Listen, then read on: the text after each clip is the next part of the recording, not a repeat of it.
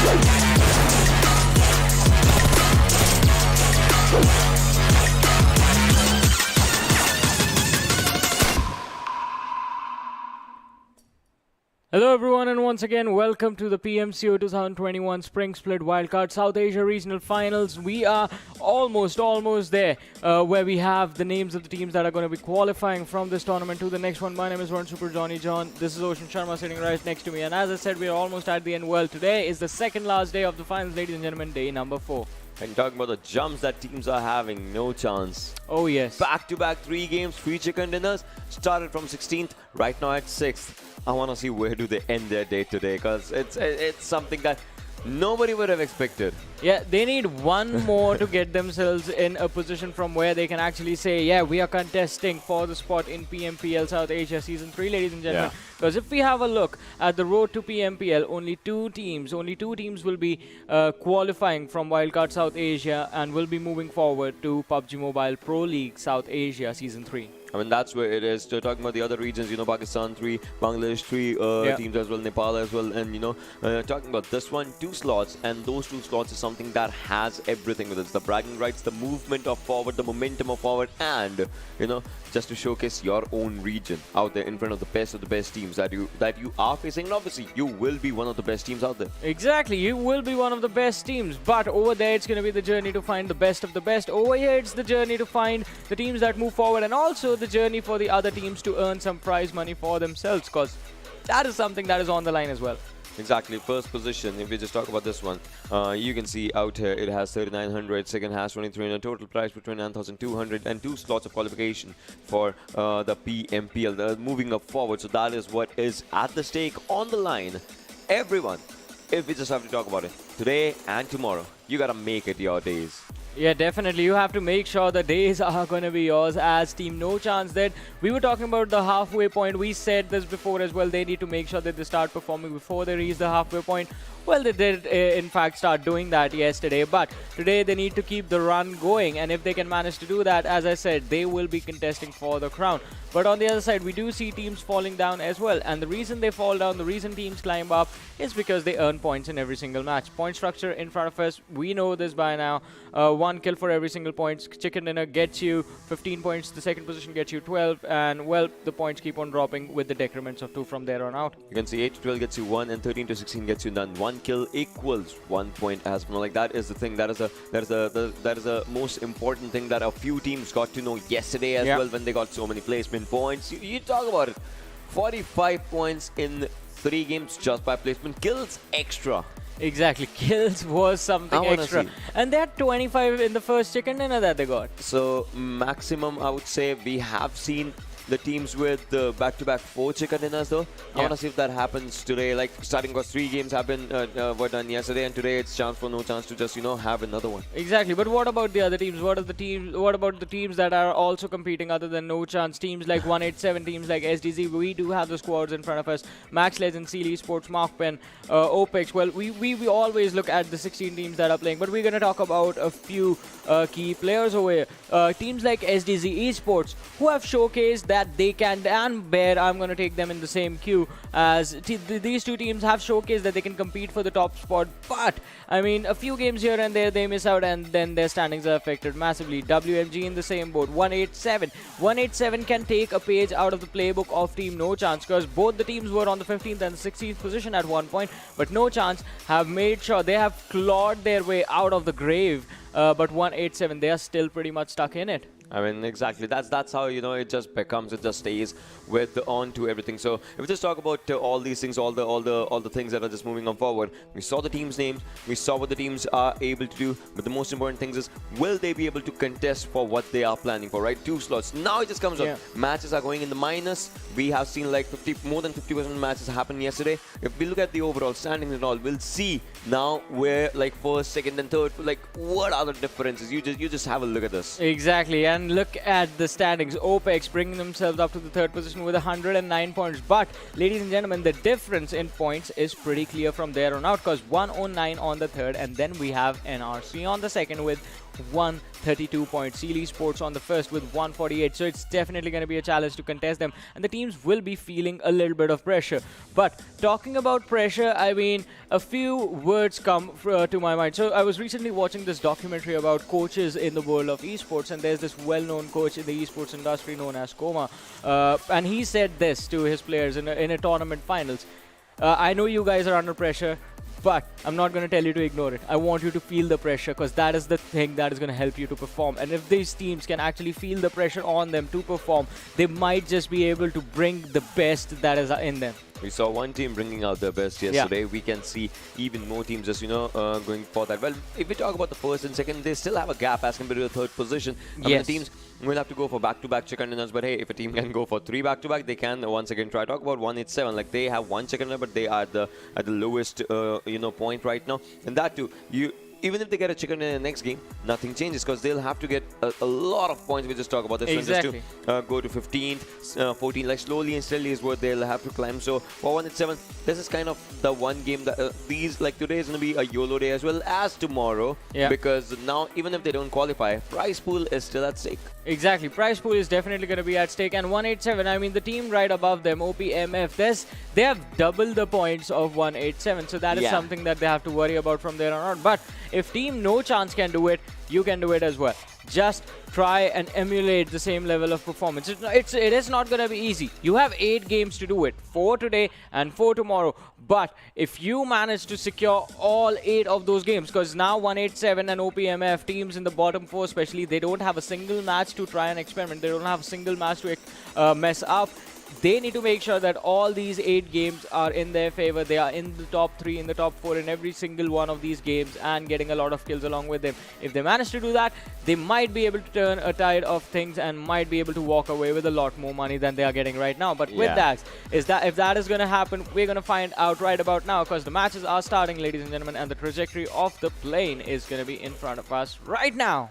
Exactly, right from the backsides of Katka to Lipovka is where we are seeing the flight path. That means this is a center line flight path, right? We have seen rarely these kind of flight paths, because mostly they are like what Georgia to Yasnaya, sometimes it's Primos to Nova Repnoya, sometimes like Yasnaya to Nova, like all those areas. But central flight path means that teams kind of have good areas for themselves. Talking about teams like Max Legends, they love to go to Sevani. Let's see if they take up a vehicle from Rozhok and then go there. Talking about Seal 9, like teams out there, they can go to Georgia Pole's side. Team Seal, they can go to Miramar. Like every team kind of has an area for themselves, which indeed is going to be fruitful for them, because if all in all, if we just talk about this, rotations kind of matter for the players, and also we'll have to see how the circle just forms up. Well, exactly. The formation of the circle is going to be a question that everyone is going to be asking for themselves. But along with that, one question that I would like to ask myself is going to be, is Team Seal again going to head to the military island? It looks like they are going to do that. They are taking the exit earlier on, and looks like they're going to land close to the bridge, and then they might be looking to go forward to the military island,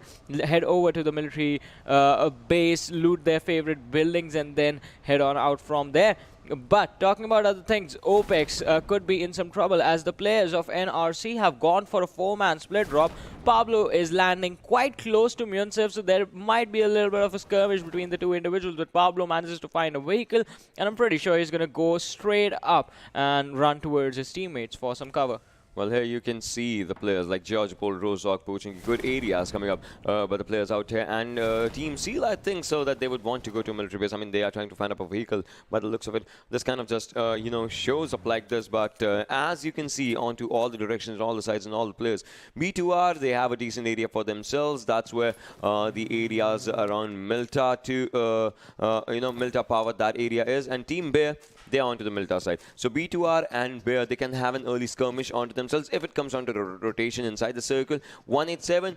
Again, the team wants to go all in. It kind of should be the norm that the team should go for the fights, and also let's see how that just comes down. Yeah, we're gonna see how things are gonna come out and how things are gonna change. But for now, ladies and gentlemen, we have Team Seal Esports on our screens, doing really well for themselves, leading the charge right now on the leaderboard, sitting on the first position, which is a really comfortable spot for them as of now, because there's absolutely no one there to contest them. If things go as they have been going throughout this entire tournament, Team Seal might just make it into to the PMPL South Asia Season 3. But on the other side, things yesterday took a really wild turn, as a lot of the teams have started to ramp up the heat basically in these battlegrounds. And with the way the circle has been and with the way the teams have dropped out, I mean, I don't think there are going to be that many skirmishes in the early stages. 187 might get into a little bit of a scuffle with the team that's quite close to them, but the players of NRC have managed to regroup. Amar still looking for some weapons, has a VSS on him right now along with the UMP, but I'm pretty sure he's going to be looking to find those better rifles. And well, there it is, the M4. Yeah, there is one though. I mean, VSS is also a good gun if you just talk about this, but you know, it just comes down to the versatile usage when you need to use it in the close ranges. Sometimes when you need to switch the guns because your M4 is out of the ammo and you don't have time to reload. So that's when you need a secondary weapon like an AK or maybe 2 M4s or something like that. Sometimes Uzi as well does a lot of damage and the job in those situations. So it just comes down to that. Yesterday, I still remember I was seeing a player playing with Uzi and a Groza. Yeah. Just think about the difference that the two weapons can have. But both of them were being used in the extremely close ranges in the 5th and 6th circle. So it's like close proximity. It's all checked up. Yeah, a close range battle, that man would have been like trying to face the Terminator chasing you down. Because imagine the DPS coming out of those weapons. Groza, Uzi, both of them highest DPS weapons inside of the game. Exactly. That's one thing. Well, talking about the weapons and all, there's a weapon that I would say still people don't use that much. I'm talking about MK47 Mutant. The weapon that there is. It goes on single and burst, 7.62 weapon. But when was the last time we saw it in action? We rarely see it. But indeed, it's a brilliant weapon. Just like it was specifically made for the combinations. Just like if a player wants to go for 5.56, they can either go for an M4 and an M16. In the similar way, if a player wants to go for a 7.62's proper loadout, people mostly prefer AK and DP, maybe barrel and DP. But if they want to go for like a really, really good weapon that actually does really good damage, they can go for the Mutant as well, but people like don't use it much sometimes. So sort of like the M16 equivalent of the 7.62, basically. Yeah. Yeah, but that's the thing. People, earlier on, we hardly saw M16 as well. It's just one thing. The sway that the gun has after one shot gets fired up, that is kind of equivalent to that of an SKS-ish thing. Not exactly, but kind of like. So that's why people are like, if we want to use that, we could use SKS, get an 8x attachment as well. That kind of does even better. So those things kind of just work out. And these things matter a lot. What scope you can add to a weapon definitely amounts for a lot in certain situations, especially in a circle like this when you know that at a certain point in the game, 4th to 5th circle, not 4th to 5th, I'm sorry, 3rd to 4th circle in, you might have to take long range fights. It's better to have a weapon that you can pop the 8x on rather than a weapon that you know you're going to be stuck with the 6x on. Yeah, and those things, kind of matter if the circles are in the open for Erangel and Miramar as well, because, those areas are kind of something that just can make or break the game for you. And talking about today, obviously, these 4 games are going to be really, really important because after this, only 4 games will remain for tomorrow. Final 4 matches tomorrow. But, I mean, it is going to be super exciting to see how teams are going to look at these games. Because as it feels right now, it feels like we are back to day 1. Where teams are being super, super careful. No one wants to risk their position. No one wants to take the risk of trying to go for an early rotation or trying to see if they can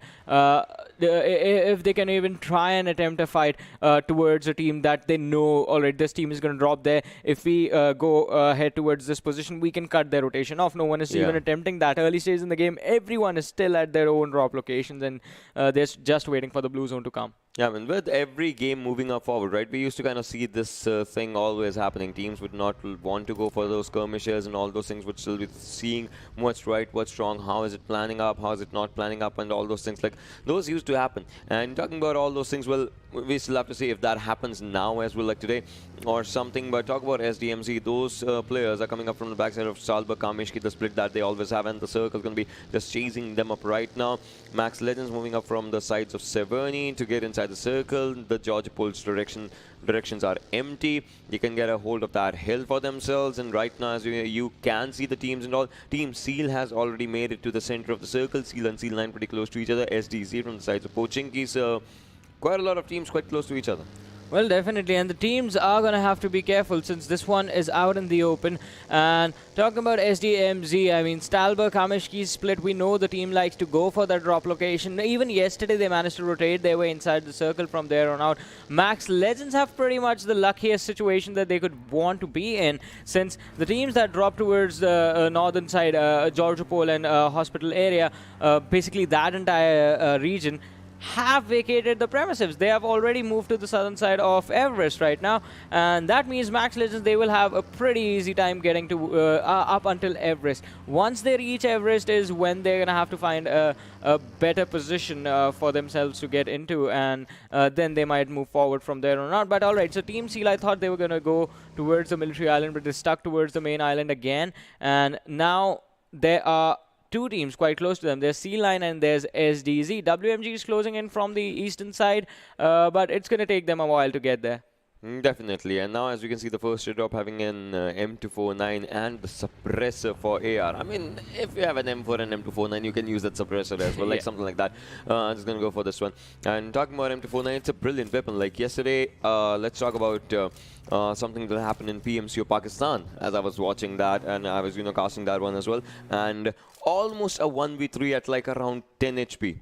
Almost, like it was an almost 1v3 that happened by FS Respect, and that was a brilliant move. So if you have an M249 and that in the final zone for the 15 and 12 marker, the chicken dinner. So if we're talking about the final moments, it sometimes becomes a changing game, as we can just talk about it. All right, so skirmish might break out between Team Bear and WMG's Team Bear just slices right through them. But I think you might remember this one even better than me. I don't know if it was PMCO South Asia last year, where we had a 1v4 finish with the M249. I mean, the 4 players not from the same team, it was from a different team, and it was a circle out in the open in Erangel only. But we're going to talk about this game, not rally on the past too much, as the players of SDZ come into some trouble. Seal9, Myunke taking the shots along with his teammates. The DP action definitely proving to be a lot deadly on his opponents. Senior is going to be there on the other side, but he's looking in a different direction. So they are taking a skirmish against 2 different teams at the same time, which can be quite risky. But since they have pressure on both of them, one of them is running away and one of them they have managed to stop in their tracks, they can deal with the situation at their own pace. Now it's just the second circle moving up forward and the players are spotting down each other. That kind of just relates to one thing, and that is how do you plan and how do you just perfect yourself with everything. As you can see, this is the Purero Hill contestation the teams are doing, but WMG might be in a lot of trouble. Brad has been spotted down. His HP is really low by Seal Zaki, who is like but the players of Team Seal, well, Zaki was on to North Angle. He did not do any damage as of now, but he did throw up a grenade. That grenade might just be fruitful. Not yet right now, but WMG, they are kind of contesting this area for themselves. As you know, they have to survive somehow. But how is that going to happen, given the fact both the teams are quite in the open though?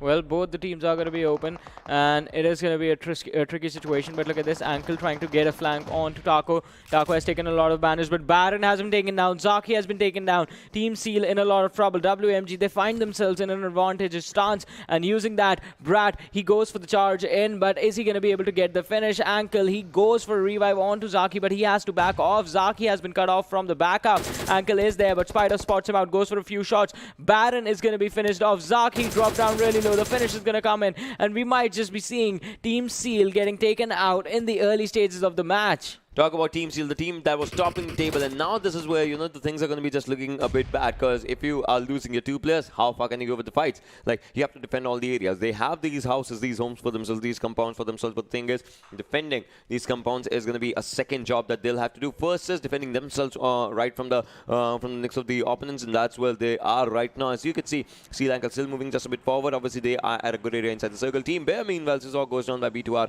Horse, as we're talking about the fight that was supposed to be happening, and, well, he has a good grenade. Let's see if he lofts it right. Krieger probably like onto that direction, but no damage done. But now it's Arimon's direction where the grenades are being thrown by Krieger.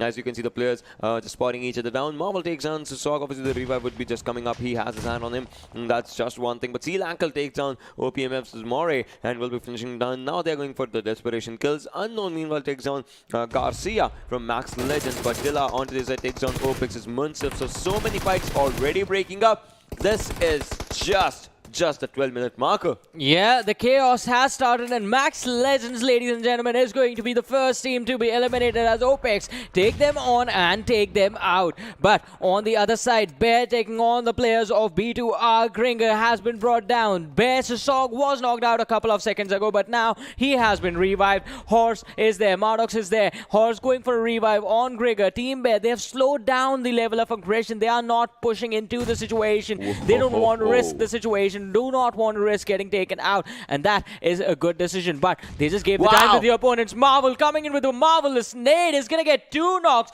Now it's a 2 versus 4. Nisal and Mardox, they're gonna get charged upon by Marvel, but they take him down. Armun is gonna be the next one. He's right there in Mardox's face, but Mardox is gonna be taken down. Armun barely surviving with 1 HP, and Team Bear, the claw slices right through their opponents. B2R, they are gonna be taken out. Armun so close to dying, but he still survived, and now the revive is gonna come in on his teammate. All 4 players, they make it out alive as a team. Well, he had to heal, and he did heal at the last moment, and obviously that does just happen, otherwise the fights were just, breaking down on them. But right now, as we just talk about this one, third zone just coming up, and you can see Team Bear, they are not all alone again, as they thought that they would be, after winning that fight, the one-player Prince was taken down right now. Hinky, a good grenade onto the locations, can actually take down 187's players, but the grenade will be lofted. Will it be a perfect one? That's one thing, and hit was!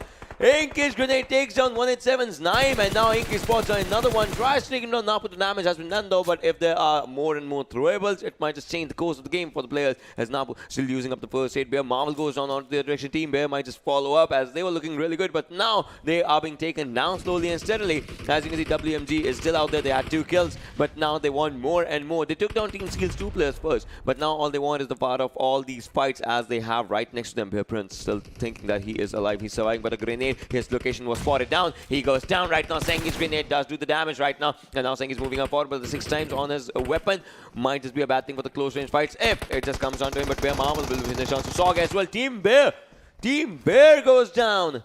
They might have won one fight, but back-to-back fights definitely are going to be tricky for them to come out of it. And WMG Ocean, they are playing really well with the momentum. First, they took on the players of Team Seal, and now they have wiped out entirety of Team Bear. I just can't believe the way the fights just happened, right? You cannot say that one team is looking really, what do we say, strong right now? Because a strong team that just eliminates one team goes down right in like, what, another 1 minute or something? So it's like you gotta keep your eyes open and everything. Yeah, we gotta watch their gameplay. Yeah, we gotta, because every team gotta have their eyes open and everything, right? All the surroundings. You ignored my joke completely. That it was a throwback to when their name used to be Watch My Watch GP. My Game. I know. And I was like, you said let's not riddle about the past. So I was like, okay. well, right now the circle moves down to the sides of Query, and talking about Query, it obviously is going to be having a good area. But look at this. NoChance might have another chance of a chicken dinner because they have no team behind them. Yeah. All they have to do is look forward, and they have an upper area for the Query. So if a team goes downwards, they can take them down. And talking about the area that they have a proper vision of all the areas around them. Yeah, the only team probably that can have an advantageous stance right now is going to be the team of XB Rangers in the center of the circle. But they have Team Opex coming into their direction. MAKPEN is going to be there as well. On our screens right now, although, ladies and gentlemen, it's going to be the players of 187 Esports, who, as you can see, are really far away from the circle. So it's going to be a long journey for the for the lads of 187 to find their way inside the circle. And then, since it's an open area, it's going to be quite tricky for them to actually contest it if they get caught off guard. They need to be super careful. But Opex on our screens, and as you can see, we do have the players of NRC in the distance. WMG is closing in as well. Opex, they are parking their vehicles, bringing them to safety so that no one from the other areas is going to be able to take them out. XP Rangers definitely with a high ground advantage. Junior making some cover, but he's going to take a few shots. The damage is going to come in, but not enough to worry him for anything. As of now, Opex's players 4 kills in their hands. And 187's Naeem goes down by MAKPEN Illusion. Alright, well, MAKPEN is still out there and they want to be the part of the fights and they have started creating the chaos. Oh, White goes down by MAKPEN Momo. That means 187 is in a lot of trouble right now as MAKPEN is trying to take those players down slowly and steadily, just trying to move their momentum towards the brilliant fights that they are known for taking. I think they spot down that they hear someone's behind them. They do know it. They don't want that team to just, go really close to them. The grenade did do the damage, but on to the side as Dhage goes down as DENO Ghosty was using up his own momentum somehow with that mini 14. Now Momo's moving up forward. I think MAKPEN knows they are trying to take down the players. Alright. SDZ's in a lot of trouble as there's just one player surviving from SDZ. Yeah, just one lad. He's going to try and survive, but MAKPEN, are they going to let them do that? On the other side, WMG, they take a bit of aggression from the side of Opex, lose out on one play. I mean, the lad was knocked down, but the finish is yet to come in 187. As I said, the long journey is going to come to an end as the players are going to be taken out. But SDC Mifsaw, look at him, he's still there. And MAKPEN, they're not aggressing. They are focusing totally on the players of DENO in front of them and Illusion on the flank.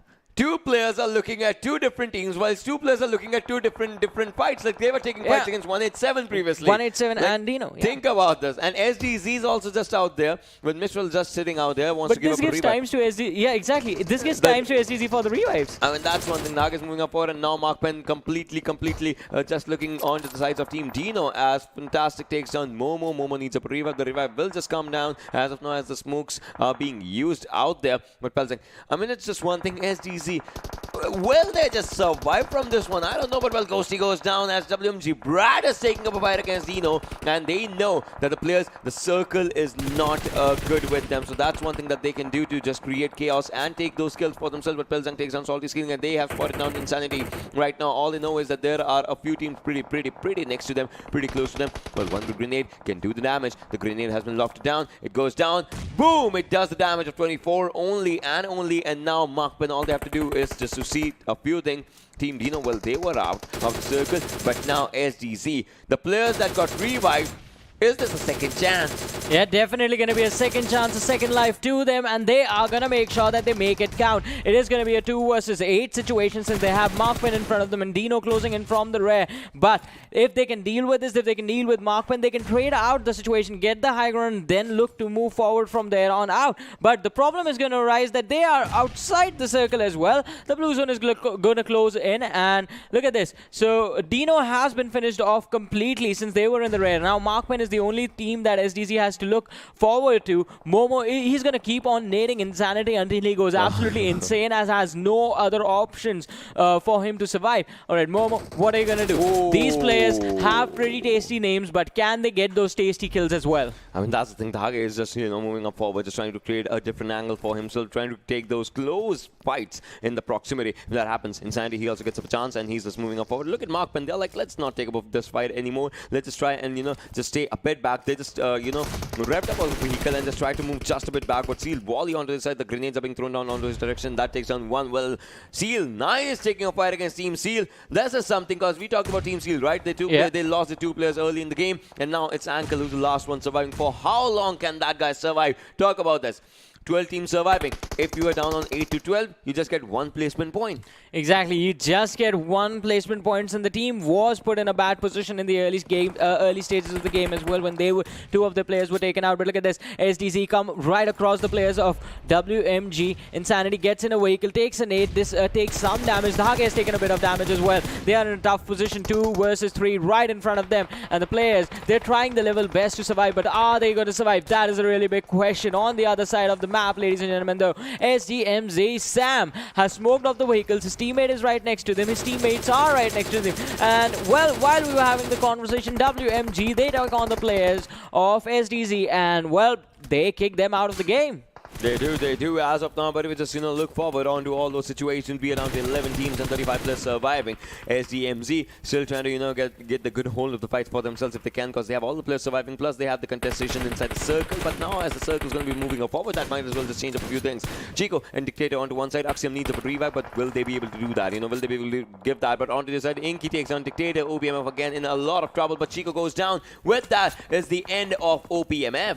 Well, OPMF, they were stuck in a tough situation. SDMZ and Team CL9, both of them have had their numbers and they were taking their shots at their own pace. But look at this. NRC, the nades are going to come in from the players of Opex. Pablo is going to be taken down by the hands of Miramar. Hazin is going to be there, but Pablo, he's not going to be allowed to survive. He gets finished off by a Molotov from Toxin. NRC, they've been reduced to a 3-player squad. Hazin, he is there. Shusti is there. One of the players, Amar, was really low, but they are right on the edge of the blue zone. They're gonna have to move in, and in order to move in, they first need to deal with the players of Opex. But the utility usage from Toxin and Myunsev right on point. They're dishing out so much damage without even taking the risk of peeking the opponents. Zone is bad. Zone is not with these players. That's one of the most important things they have to look forward to. Still, 9 teams surviving, 28 players alive right now. Opex's players trying to put up a lot of pressure on NRC, and NRC, well, somehow they just have to move forward. XB Rangers Junior White takes down SDMZ Jelly. Psycho takes down XB Rangers Junior White. So many trade-offs just happening left, right, and center right now. But if we talk about the 6th circle, yeah, the damage is going to be a lot. Opex, brilliant strategies, just moves on to the back end side, and now they're contesting the lower ground of the hill, and that means NRC, well, they have to just do something if they want to move right onto that area. Amar gets caught on 1 HP on Amar. Well. He's surviving somehow, but Circle's not going to let that happen. Now the grenades are being lofted down onto those players, and that is also something that can just, make and break the game for the players of NRC. As you can see, so many throwables being used on just to get up a damage of 20 onto themselves. But right now, what they have to do is just move forward. Amar is moving up forward slowly and steadily, but now Amar, they are just stuck onto these areas. How will this team survive? This is one of the most important questions that this team has to see. Can NRC barge in? Well, they are trying to barge in, but Opex has somehow managed to hold them off. And, well, I mean, Opex, it's a perfect opportunity for them, but the only thing that's keeping them on their toes and it's keeping them from going all in on NRC is going to be the teams in the back. If anyone peeks them, they are basically dead. All their attention is focused right in front of them, and it very well should be. Hazin has been spotted out, rotating towards the other side of the building. Amar's position is compromised, but Myunsev, look at this. This is exactly what I was talking about. They're so focused on the players of NRC that from the XB Rangers come in, they pick off Myunsev, and now Unknown and Toxin are going to be finished off. Toxin is out. Unknown is the only man left. Takes down one. Hazin is still surviving. Goes for a grenade. A low toss nade on the tree can actually get him a pick, but that is not going to happen as Shusti from the other side comes in, forces him to move in front of the vehicle, and Hazin picks him off. Now it's going to be Hazin's turns, and XB Rangers, they have the high ground. They do. Yeah. They do, but NRC was not supposed to win that fight because Opex had a proper area, but all thanks to XB Rangers. Yeah, all thanks to XB Rangers. NRC is still living with just one player though, but they're still living one spot ahead of their opponents that were just out there. So somehow this fight did prove a bit useful for them. So that's just one thing that we will be just seeing. But XB Rangers pull out a good grenade has been locked down. Hazin will be taken down right now. Oh, he still survives, but right from the back inside, that's where XB Rangers is. So Hazin has to look forward. Who's it going to be? It's Brad who takes a skill, and NRC gets eliminated. Well, NRC, they have been taken out. WMG, they have 10 kills on them right now. XB Rangers in a really comfortable position. So XB Rangers, the only team they have to worry about first is going to be WMG, because they're on the same slope of the mountain. If they can deal with them, or in fact just avoid them and move to the higher area, since both of the teams have actually managed to do that, then they can look forward to the closing moments of the game. And in an instant, ladies and gentlemen, we're down to 4 teams, 13 players still alive. MAKPEN, they are still here. They are still surviving. They're still fighting. All 4 players looking really strong. XB Rangers take down Momo from the side of MAKPEN. Illusion retaliates, takes down Junior. Seal is going to be finished as Ankle gets taken out, and now it's down to 3. Talk about one thing. Team Seal still survived till top 4. That's brilliant. Yeah. That's brilliant. Team Seal survival. Last player was alive, and he did survive out here. Well, whose game it's going to be? As you can see, there are 3 teams surviving. WMG Spider, he's just a bit away from his teammates. It's a 1-3 split that he is having. MAKPEN, Pass, and Pels, and those are the 2 players surviving out there. And XB Rangers, you can see all the 4 players surviving. So it's a 4-4-2 affair right now, as we can see. XB Rangers, all right. Well, the fights are happening as WMG wants to move up forward, and MAKPEN does not want to be a part of this fight right now. But this fight, as you can see, it's a 4v2 situation. But WMG, they have so many kills for themselves, 12 kills to be precise. They can get 2 more, and they can get 4 extra numbers as they knock down 2 players. But MAKPEN pulls in from the other side, takes down 1 player, and that was brilliant the way they actually just started up the fights. They have 9 kills, 2 players surviving, Pulsing and Pasta, and players have to move forward. You can see Sengi, he has 2 kills, and right now we'll be getting even more. No, he gets taken down from the other direction. WMG, they messed this up. They overcommitted to two different fights at the same time, and now XB Rangers, they're going to take advantage of this. Taco does not have any HP.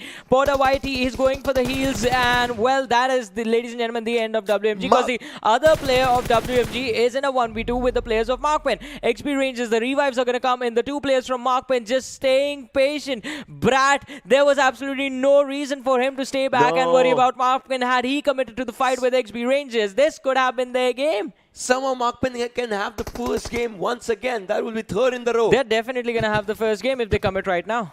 I mean, we'll have to see how that one just, goes down, as this is the 8th circle, 33 seconds on clock right now. As you can see, WMG Brad still thinking if he should go and revive Sengi, and Sengi has just arrived pretty close to him, and now the revival will be just arriving up. There's going to be a 2v3 situation in this one, and somehow Sengi, he needs a revive. Potawari moving up forward. The guy has 7 kills, 8 and 9. Can he just take him down? He tries, takes down 1. Brilliant!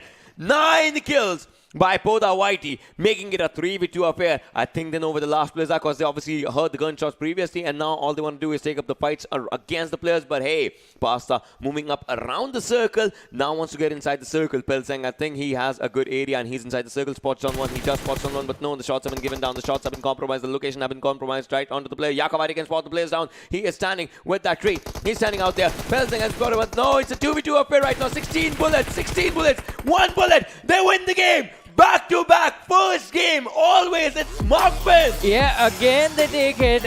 Day before yesterday, and even today, MAKPEN starting things off with a chicken dinner and jumping up to the top 3. And it was a huge blunder from the side of WMG. What did they do? What was going through their minds?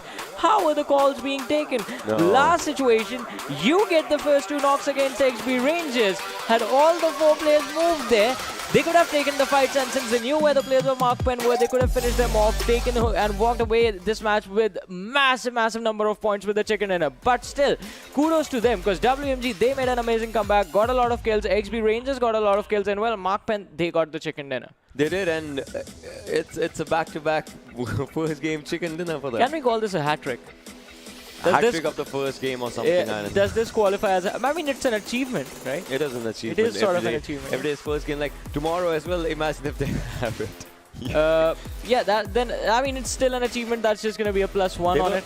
They were already firing up on the cylinders when 2 players were taking fights against 1 different team, and 2 players with two different teams. It was SDZ, it was Team DENO, and then there was 187 right onto the back inside serve. Yeah, and then they backed off from there when SDZ was the only one left. They're taken on DENO. 187 was taken out, but MVP of this match, ladies and gentlemen, is going to be Porter Whitey from XB Rangers. 9 kills, 173 healing done, and 930 damage dished out. No assists, as when there were fights, he was the lone ranger, just rushing up forward. We saw in the last fight as well, the player was rushing up forward, and that was brilliant the way he was taking all those fights and everything. So 9 points, like for that individual lad, and that with the team kill, it's going to be a good number. His team was basically wiped out until he took on Taco, took him down, and then it was just Brad who was close to the players of MAKPEN for some reason. Had Brad been there, he could have easily finished off Poda Whitey, and then XB Rangers would be the 3rd team. But moving forward, the top players over here, MAKPEN Ulujo definitely putting up amazing numbers along with Pelzang, as we know them.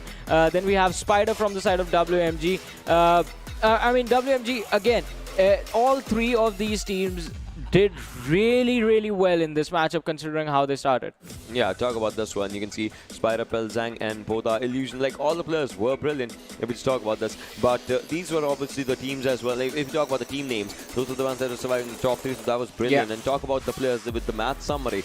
Longest distance and the longest kill. XB Rangers, Talat, and WMG Spider. Except that we have seen all the other stats, and they kind of reflect on the gameplays of the players. Yeah, definitely reflect really well. I mean, kudos to these lads. And these teams, I mean, if they continue to perform this way throughout the day, they're going to definitely improve their standings by quite a lot and qualify for a lot of prize money. Yeah, I mean, they can. This has been a brilliant game. The way the game has shaped itself out, if we just talk about this. So, if anything, I would say, just talking about and looking forward to all these things, I would love to see where everything goes down in the damage stats of the teams and all those things, or probably in the match rankings, like where everything is. And if we talk about this one, right? Wow, 3 teams with 20+ points. That's incredible. And talking about all those teams, they were the ones, having the maximum bunch of kill numbers for themselves. Yeah, exactly. I mean, WMG, from the very moment this game started, they looked pretty deadly. XB Rangers definitely positioning themselves in the fights really, really nicely. And MAKPEN, I don't know what these guys do in every single match. The match number one on every single day, they get the chicken dinner. But whatever they do, it's working out for them. But on the other side, kudos to Team Seal as well. They survived. 38 kills just coming up from, top 3 teams. That's just brilliant, the way they did. And yeah, Team Seal survived. That was good. But talking about NoChance, well, this was something that, again, they are just, you can say just a bit faltering. Not a lot, but just a bit faltering down. And Max Legends, that was an early wipe that happened on the team. Yeah, definitely did not expect that to happen. But, I mean, an amazing, amazing performance. Born to Rush as well. They took on the players of Team Bear, and then Team Bear were taken on by the players of WMG. So, quite an unfortunate turn of events over there. But, I mean, moving forward, now I think, Ocean, you might be satisfied because we will have the damage histogram coming in front of us.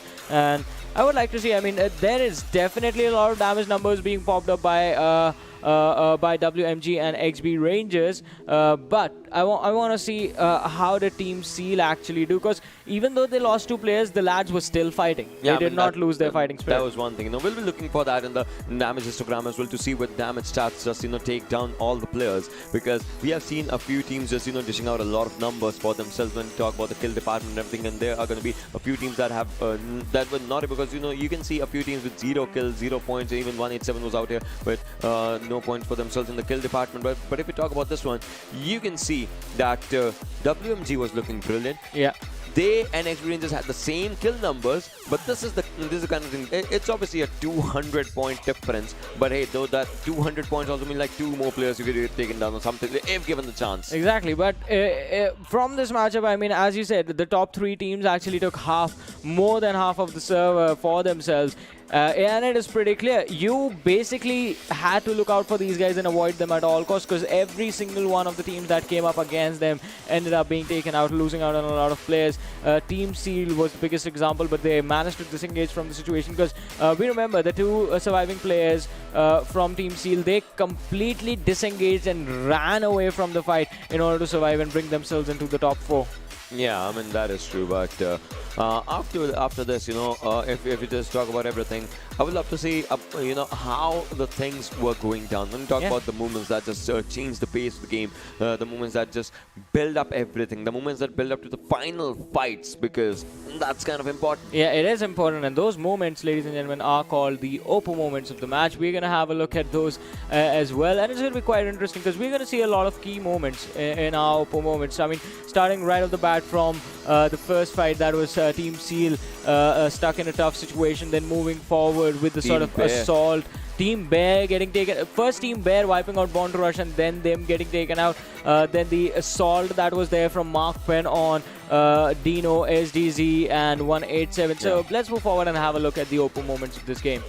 Yeah, we just talk about the OPO moments. This is where the final, the first skirmish just happened. WMG took down a few players of Team Seal, and this is where Max Legends elimination just happened. Like, no one was thinking about this one, but this is where Team Bear, they tried to move forward. They did move forward, and they took down the squad. But then they were in the pit, and they were onto the other side of the fight, and then they were taken down. Yeah, definitely. And the takedown was actually pretty impressive. But then WMG shows up out of nowhere. They're like, hey, we got a lot of gunshots, and there might be a couple of points that we could pick up for ourselves. All right. So, Ocean, do you think if MAKPEN had not split themselves up and put themselves in basically 2 different fights at the same time at a 90-degree angle, do you think they could have just focused on one fight and survived and then move forward to the final? I mean, they still did get the chicken dinner, but they were just 2 players. Had they had 4 players, they wouldn't be the ones waiting like this in the final situation. They would be the ones taking the initiative to wipe the others out. I mean, it's a good thought, but the thing is,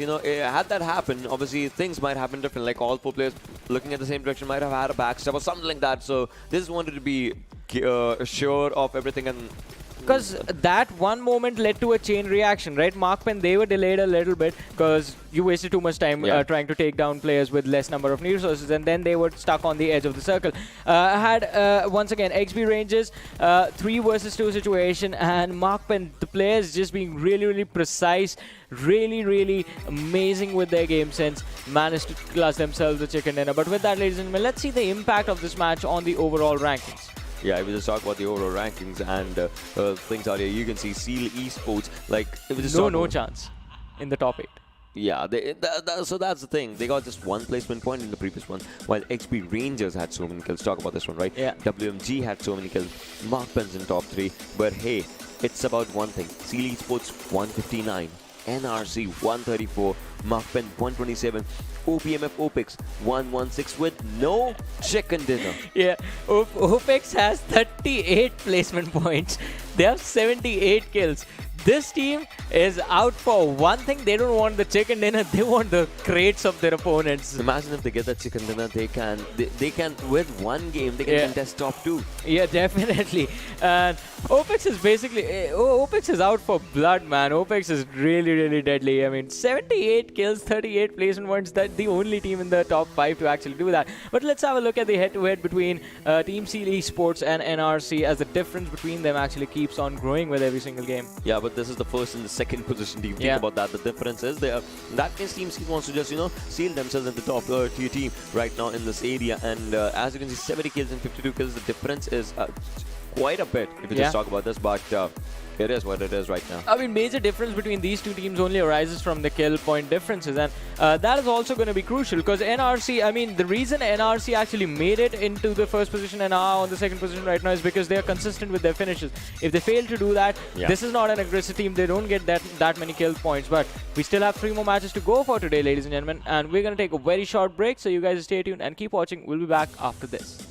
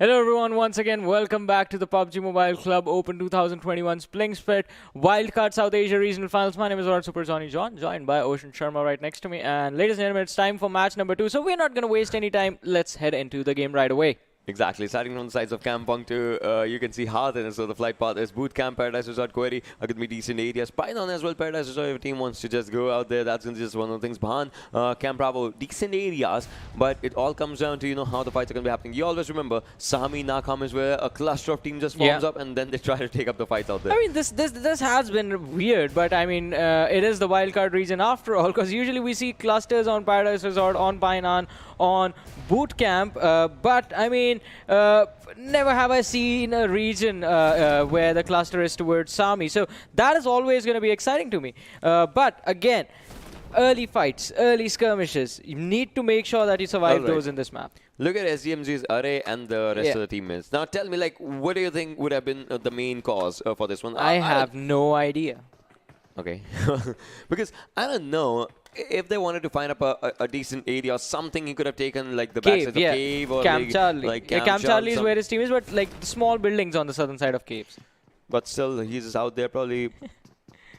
What prompts you to go to Query when your team is heading towards Camp Charlie and Bantai?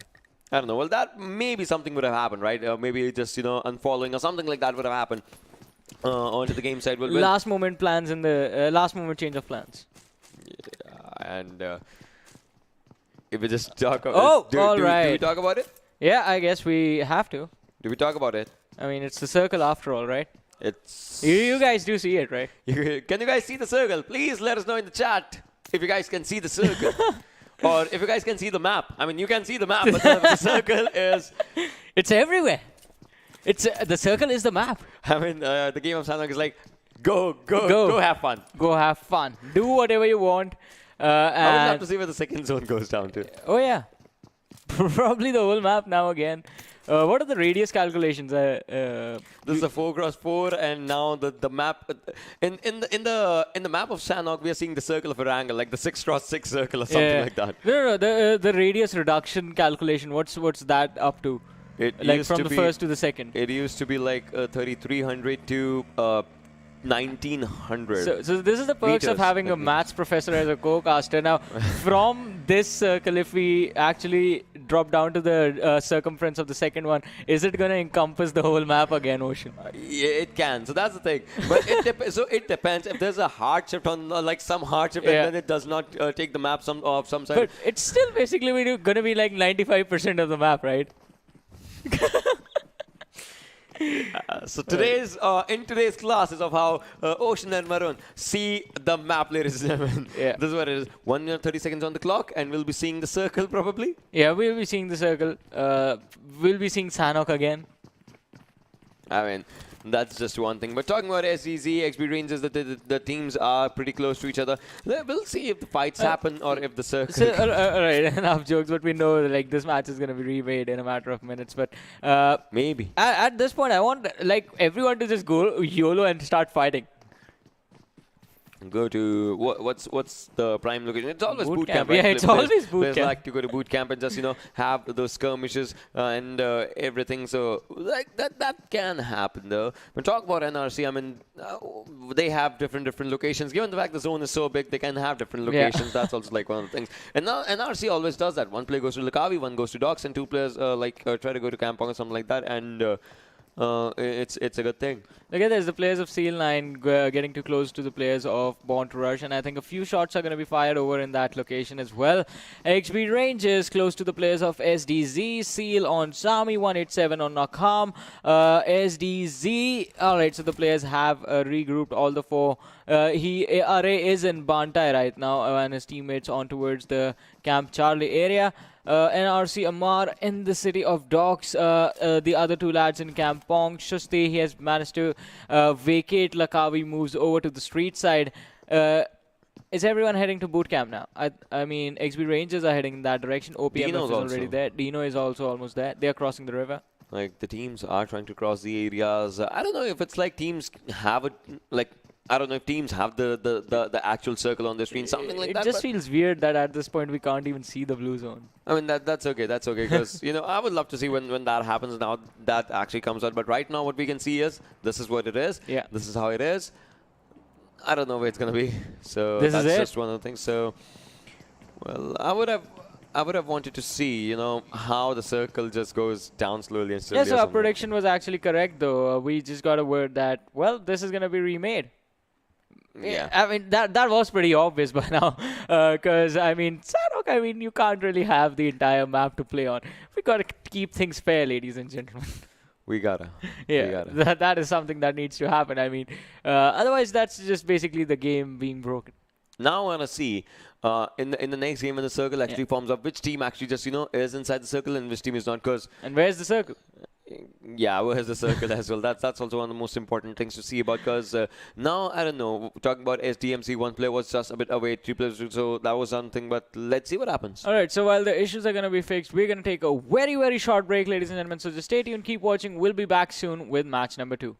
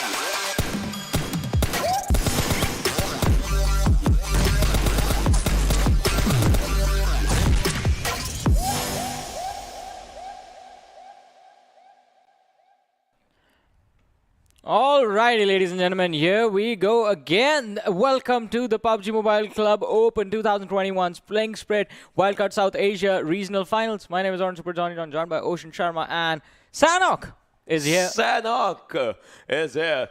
Well, this is going to be the first Sanhok of the day, the last Sanhok of the day, as Sanhok and Miramar happened only in just... We just have one. Yeah, we had one. We have one Sanhok. So if we just talk about this one, you can see right from the sides of Khao, Mong Nai, that's what the flight path is. This time we are seeing a bit of a different flight path. And the teams, well, they would love to go to their areas. Only now SDMZ is together. As we can see, Nakam Sami, there are going to be a cluster of teams. 187 Team Seal, SDMZ is out there. NRC's Amar, he wants to go to Docks. Well, he will land down on Docks. And NRC again, from Lakavi to Docks is what they have for themselves. But hey, we see the circle, and... this time again, it's going to be the third circle hard shift for sure. Yeah, I hope it's not. I hope it keeps moving in the center. And so, do you see the little landmass that's there between Boot Camp and the Camp Alpha Island? So I want that. I want the game to end over there. We hardly get to see those interesting things in Sanhok, but still, I mean, the teams are going to have a fun time. Finally, we have a normal circle, ladies and gentlemen. Finally, we're going to have a standard game of Sanhok. Well, I think I said that a little bit too soon, because look at this. So, XB Rangers, they have gone for a 4-man split. A fan drop of sorts coming in, and one of the players, Poda Whitey, is quite close to the players of Team Bear. Yeah, I mean, if we just talk about this one, it kind of just, sums up like this. But, we'll still have to see if the early skirmishes happen or not, because none of the teams will be having just one motive.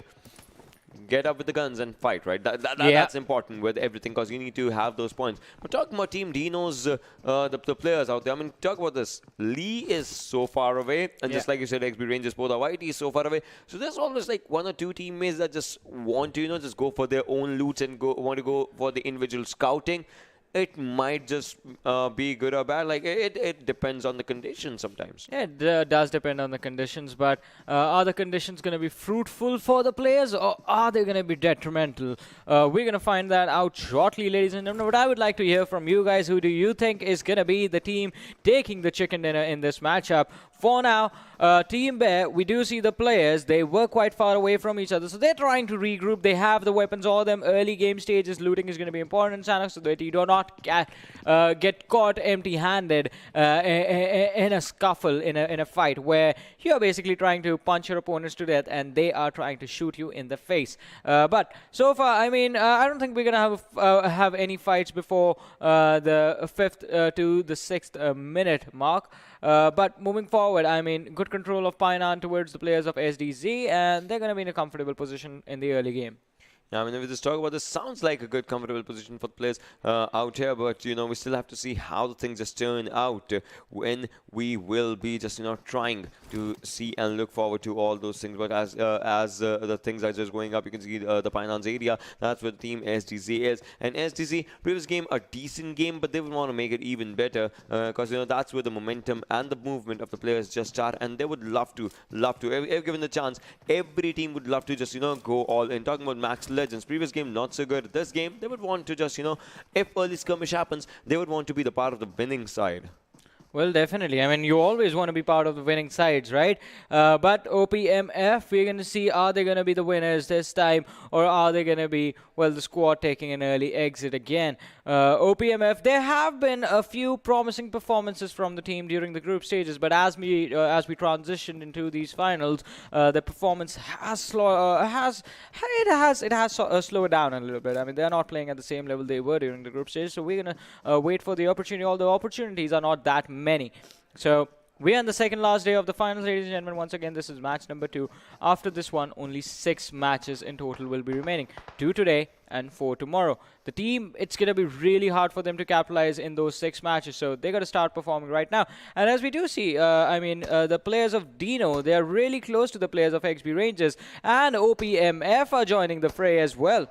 Yeah, I mean, it just comes down that OPMF would want to be a part of the fight, but right now the thing is only one player was just arriving out there. Well, Junior Whitey was using a bolt action, trying to take down a few players. That takes down XB Rangers Yaka. That means OPMF, yes, they want to be a part of this fight. The backup did arrive right now, and one good grenade can take down Talat as well. Let's see if it's on point. The grenade cooked was good, and now the grenade was thrown out there, but now they are moving up inside of the area. It's a 1v1 fight, but no, AK loses his bombs and does damage. But now into the other direction, Uz easy in the hands of Whitey. He needs to reload or something, as he's just out there still trying to spot someone, and now the reload should be just arriving anytime soon. The reload has arrived. Now they have to move up forward. The TPP is being taken down, and now look at this Chico. Oh, he tried, but he goes down. The other players that is forming up right now. Chico goes down. OPMF, well, it is down to one player surviving as he's giving up a revive somehow. If we just talk about this, XB Rangers, well, they kind of win this battle right now, but OPMF, the two players are surviving somehow. Yeah, they somehow managed to survive the skirmish, but now DENO, they're going to be in a bit of pressure. All right, so XB Rangers, the war is not stopping. OPMF, they are pushing forward. Mahu tried to go in. He was taken down. The players of XB Rangers, few of the players are quite low. Whitey is the only one with the HP, but he's going to be taken down one after the other. Moray is going to get charged upon, and OPMF, oh no, again, the team is going to be taken out earlier on. They're going to be eliminated from this match, but on the other side, DENO versus the players of SDZ. Well, as of now, this is how it is. But if we talk about SDZ, they are in the open. That's just one thing. Talking about Team DENO, they have 2 kills, but they did lose one of their players as well, as that just happened. We are down to 14 teams and 55 players surviving. So early skirmishes have actually broken out. We are down to 6-minute marker, about to turn up onto the 7-minute as well, slowly and slowly. But right now, if we talk about SDZ, the players still just, out here, and they also have 2 kills, but they have all the players surviving. But staying in the open sometimes can be a bad news, so these players will have to find up of a new area, or maybe just look for something that has a cover or something for themselves. Yeah, definitely. I mean, they're going to try and find some cover, but look at this. DENO fantastic on our screens right now, trying to see if we can connect the shots on the players of SDZ. SDZ trying to back off completely. DENO, I mean, the first priority for them should be to deal with the players of XB Rangers. SDZ are still trying to disengage from the situation, and there's a distance between DENO and SDZ, so fantastic can delay them for quite a bit of time, but XB Rangers is going to be really hard to control the pressure once it starts dropping on them from the side of SDZ. Yeah, I mean, it just comes down to only these things. But talking about SDZ, they are still just moving up onto the back-end side. And now you can see the circle forming up onto the Camp Alpha Island side. That's what the zone slowly and steadily is going. Teams will have to just, swim across the areas as if they need to move on to those areas as soon as they can. And if they catch some other team in the swim or something, they can try and take them down. But right now, the most important thing is to cross this river. And that's where the players are going right now. Experience Podavite, meanwhile, pretty close to DENO Salty. These two players can take up this 1v1 skirmish as Podavite is moving up forward. I think they have spotted each other down, and DENO Salt is on low HP. It's going to be really difficult for him to just, clutch the situation out in this one. But, well, he goes down right now, and Podavite is going to enjoy that kill. Well, definitely, and it's going to be a tasty kill, a tasty point coming in for the players of XB Rangers. Now, it's going to be 2 players from the side of DENO Fantastic and Ghostly who are going to try and fall back. XB Rangers on one side, and then we have SDZ on the other. DENO, they made too much noise. They were too focused on the players of SDZ that they allowed the players of XB Rangers to close in the distance and come right up next to them, basically becoming neighbors. But now, finally, Team DENO, they are starting to fall back.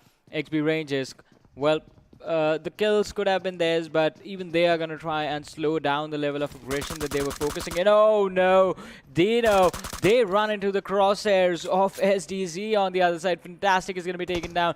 Ghostly is still there, but Ghosty has been spotted out. Mifsol, he's going to switch, go under the bridge, spot out his opponent, and now it's just one player from the side of DENO that's going to survive. So 8 minutes into the match, this is going to be the 3rd team to be eliminated right now. Almost have a good area for themselves, but if you talk about the eliminations, yeah, that is just going to happen right now. As he still needs to make up a good mind of when to rotate, how to rotate, and what to do while the rotations will be happening for his own self, because his experiences, yes, they are onto the other side, and SDZ onto this side. So yeah, that kind of creates a lot of void for the players. 187, meanwhile, now they are also in a lot of trouble. As you can see, 187's hit also goes down, and now it's going to be just, I guess, 1 or 2 players surviving. Naeem is taking out a fight against SDMZ. So that's a fight that's happening. 187. If they are surviving or not, that's just going to be one of the things. As you can see, SDMZ's players moving up forward. We'll go for the revive. Oh, he tried, though. He did just almost reach out in that moment. But now it's time to rain hellfire as he will be going for the confirmations. Well, talking about 187, I want to see where the last player is. Is he giving up a revive? Because there's one player that's just, surviving. Well, DENO Ghosty, we talk about this one individual lad. He has 2 kills. The team has 2 kills. He can spot down the players. He knows the locations. But will he go for something? Will he go for something? Will it be a trigger discipline game? Well, it might be a trigger discipline game, but I don't think it's going to matter since he's just one player remaining for his side, and it's going to be a troublesome situation for him. A 1v4 in front of him, a 1v4 behind him. Absolutely no way for the lad to go. And well, Ghostly is still standing there, is going to take a Molotov right in the heart, is going to step out. I guess the only thing that's left for us to see is just to see who is actually going to pick up his kill. Takes the fight against XB Rangers, and Poda Whitey is just going to improve his KD, finishes DENO off, and with that, ladies and gentlemen, the squad of DENO is going to be taken out. SDMZ on the other side of the map, though, they were taking a fight against the players of 187, and out of nowhere, Team Seal pops up. Well, Team Seal is out there. And talking about the fights of Team Seal, well, they have had a decent game in the previous. And obviously, they did lose their players. But one player surviving took the game to the top 4 situation. Let's see what they do in this particular game as SDMZ arrive. Well, the revive should be just arriving anytime soon. Right now, the circle has to move forward as we were just talking about the zones and all those things. And that's where the circle touches down on all the areas. And now it moves on. Look at this. Look at this. The major chunk of the circle is with Camp Alpha side, but there's that water area. Imagine if somehow, like, there's a rare chance, but if that island just comes inside the circle like that, it's still it's a really rare chance though. The chances are really small, but it's going to be super fun to watch it if that actually happens in the game. So 11 minutes in, SDMZ managed to survive the onslaught coming in on them from the players of Team Seal. Ankle, look at him taking the damage from the other side. I think it's the players of 187, and yes, it was 1879 with his M4 that actually managed to take down Ankle. The revive is going to come in, but oh, MAKPEN, they are passing them by on the scooters. Team Seal, they hear the sounds. They go for the shots, but the knock. The knock's going to come in. Well, Wally gets Spellzang out of the way. Continuing the spray. The trace is not going to be there. Not precise enough from Wally. And just one knock is going to be secured. They might be able to go for the finishes, but apart from that, it's going to be a really hard situation for Team Seal to push forward. But if they go for the finishes, look at this SDMZ, they can go for a really good backstab. That's also one thing that's happening. Like, Team Seal, what are they focusing on right now? Is it MAKPEN or is it SDMZ? Because from the circle, one might just come down and, well, Belzang goes down. It's down to 3 players. That's where MAKPEN is. But Team SDMZ, like, are they planning on something? Are they planning on getting inside the circle? Do they see someone? By the looks of it, they do see someone. But are they moving for the fights? Is this going to be a third-party situation? How are they planning the circle? Talk about everything. 500 meters. Third zone, the damage is going to be a lot when you talk about the map of Sanhok, because you have to be on foot. Not a lot of players use vehicles. Yeah, not a lot of players use vehicles, and, well, not a lot of them definitely are going to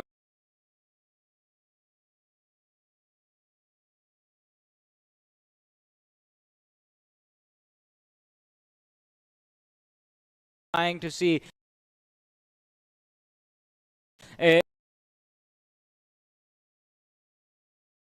MAKPEN was trying to do that ahead of anyone. They saw where MAKPEN rotation and aggressive one. MAKPEN was trying to do that, but saw where MAKPEN was going, and there he's trying to push it is.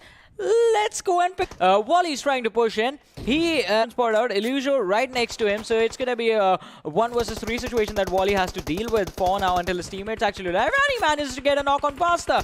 Illusion is going to take a nade to the face. He's hiding behind the rock. Wally is cooking the nade, switches over to FPB, tosses it out. Illusion runs back, takes a bit of damage, but he not anything to be worried about. He survives, prones down on the ground. Wally is still being too aggressive. The kill is going to be secured on Pasta. Illusion in the backlines drops down. The shots are coming in from Momo as well. Wally, Zaki, Baron, and Ankle, they are definitely looking really brutal. Illusion takes a bit of damage from the other side of the map as well, and Wally's nade is going to get a knock. That means Momo is going to be the last player surviving for the team of MAKPEN, and the team that got the chicken dinner in the last game, ladies and gentlemen. In this one, well, they take an exit on the 13th position. Talk about the way the teams are playing. Like, Team Seal is looking brilliant right now. We can see the upside down of what was happening in the last game and now what's happening in this one. As Team Seal, they are hell-bent on one thing, and that is to get more and more points for themselves, because they know how much does the first position matter. Obviously, there are 2 slots from here to PMPL, but if you're at the top of your own league, you will be looking brilliant for everything. Now the zone's going to move up once again. We'll be seeing the next circle just about in the end of the second. And that's where you might as well see some fights happening. And hey, look at the shift. Well, it's on the bridge towards Hatin. If there is a southern ship, then we might see that island coming into play. But Max Legends definitely having a really good stance in this matchup. They have a comfortable position along with the players of Team Bear. Opex on the southwestern edge of the circle. They will have an easy entrance. But apart from that, all the other teams, they need to be prepared for a war that they are about to walk into. Every team out here needs to be prepared for the stuff that's going to happen. We're talking about the fights that are just going to break out, if anything. And those fights, like, you know, it's going to change a lot of momentum for a lot of teams right now. As we're down to 12 teams, 43 players still surviving. B2R just moving up forward. Team Pair right in front of those players, like on the sides of those bridges, as you can see. But the thing is, how are they going to be moving up? Well, Roy takes down Jelly right now. And now it should be like one thing that, you know, major pushes should be starting up. Yeah, major pushes are definitely going to come in because now it's going to be about speed. Team Bear, they're going for the swim, the born to rush on top of the bridge. If the players of Team Bear just put their heads up, they're going to be finished off. And exactly what I was talking about, one player, Arimon, was spotted out, finished off right then and there. Team B2R, they are watching their backs right now. Mardox, he's inside of the garbage truck trying to see if he can care and watch his team's backs. And that is going to be a wide decision because, well, as fate would have it, the players of WMG were walking in from that direction. They're going to be spotted out. A few shots coming from Mardox, but not anything significant. WMG still, you know, just trying to arrive from those areas for themselves. B2R, if we just talk about this one, you can see the few players here and they're like on to the other areas for themselves and whatnot is where the players are. But if we just have a look at all these things, you can see NRC's players. So Steve, Hazeen, Pablo still at a really good area. Amar is out there as well. The grenades have been lofted down. The damage is being done. All right. One grenade actually just broke the pillars around NRC as it's taking the players on, and then the spray continuation plus the zones damaging them as well. Let's see if the other one does the job for the players. It did do a bit of a damage, but not exactly because the players of NRC are behind the areas and now the revives are just coming up. Well, Pablo, he has been revived, but he has not been revived and he will be taken down, and Susi's on low HP as well. One good shot to Susi could take him down as well. Look at this, yeah. Susi goes down as B2R Riga takes him down, and now it's down to a 1v1 fight that is just happening as Amar is still outside the circle. Now the throwables are being used. 15 bullets goes for a reload, and now he's moving up forward. He knows that the player are pretty close to him, as there it is. One more goes down. Will the confirmation happen? That's the question. All right, B2R, they decide to just move forward as Nisal also needs a revive. I mean, they do get the knocks from the other side, and the finishes are going to be secured in a few moments. 32 plus first aids? Is this time to go for a heal battle already? Well, if you want to stay alive, you can. And the thing is, he should be having one or two, you know, syringe or something like that as well, if that just wants to go. But 32, 31 first aids, he has been healing. The guy would have had like 36, 37 first aids for sure. I think right now it's going to be quite tricky to actually go for a heal battle. We have a lot of time remaining. We have 12 teams still remaining. But with 31st aids, I think he can make it into the top 5. Because all the fights are about to break out. Look at how close the teams are. Plus, there's that water in the middle that's already splitting them apart. So the land area is not that much. The teams are going to be forced to fight. I would love to see what he can do in these situations, right? This is the 5th circle. If he starts using all these first aids right now, obviously things might just look a bit bad for him. So he needs to just, you know, time them wisely. Because 5th circle, 6th circle, 7th circle, and you have 32 first aids right now. I mean, you will be in your 20s now in the first aids Basically, get the maximum heal out of every single thing. Yeah, the crates that will be out there. Yeah. If you find someone, because I think that his teammates did give him all the first aids. So you got to find some opponent crate something. But that was a brilliant grenade by Sniper taking down Nunke. And now S9, I mean, Munke is down. They did lose one player, but C9 still trying to take up the fight, and they spot down one. All right, well, Maxwell goes down as Roy was taking up a good fight, and now they are moving up forward. But the thing is that once they move up forward, all they have to do is see is Snipey. Where is he? He goes for the confirmation. Snipe is still standing out there. He is still surviving. And WMG from the back end side trying to take down Roy, but well, Roy still survives, and Snipe is still out there. I think they know the location. I think they know the area, but no, Sanhok goes down, Roy goes down, and it's Munke who's surviving somehow. Munke is still out there, but Munke, the shots are being taken down, and he spots him down. Snipe goes down, straight away. SDZ and Seal 9 gets eliminated as WMG wanted to be a part of the party. But look at Circle. It's just dropping up slowly and steadily. Right now we are down to 8 teams, ladies and gentlemen, boys and girls. I would love to see where this... Alright, so the Circle has the proper land area in its own self. Somehow, this is something that is happening in the fight. Yeah, definitely, and it is definitely going to be quite interesting. But look at this. So now Max Legends, they are in a comfortable position inside the top 8. Amar is somewhere on the map doing God knows what. I mean, we know what he's doing. He's just putting up the first stage. But what about the other teams? And as you were talking about the land areas, Max Legends, they have the high ground. They were, I was going to say, in a perfect position to rule it, but I forgot about the players of Born to Rush who had control of the bridge. Well, look at Opex's Marco. He's also onto the underside, just trying to survive onto these areas.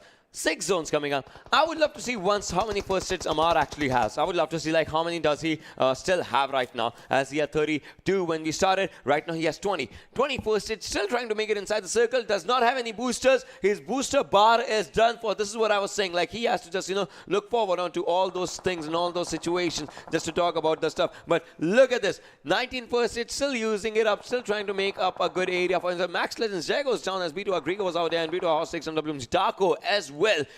And now comes the gamble. If he spots someone, will he shoot? Will he heal? What's he gonna do? I think he's just gonna go for the heals right now. The way things are looking for him, absolutely no opportunity to go for the shots. But as I said, he makes it into the top 5, top 6 right now. After Marco is gonna be going down, he makes it into the top 5. But how far further than that can he go? That is going to be a really big question. Also, this is coming to a closure on towards the bridge, and it is going to be quite tricky to see if he can actually move forward. I think Amar needs to stop where he is. Max Legends on the top, Bear on the bottom. How can this happen? Look at the circle. The circle has the bridge. Zones of Sanhok today, ladies and gentlemen. Zones of Sanhok. You can see, like, it's not always the snakes that do the damage. Yeah. Sometimes zone is not your friend, and it does the job onto you. You can see 6 teams surviving, 13 players alive. One of the most brilliant circles in the history of PMCO, as we can see. Garcia trying to move inside the circle, moves out there, and now is going to be the chance of what they're going to do. Bear Prince is swimming up forward. They are onto the undersides. Max Legends onto the top side, but Heavy to Agrika spots on someone and takes him down. That was brilliant. That was brilliant.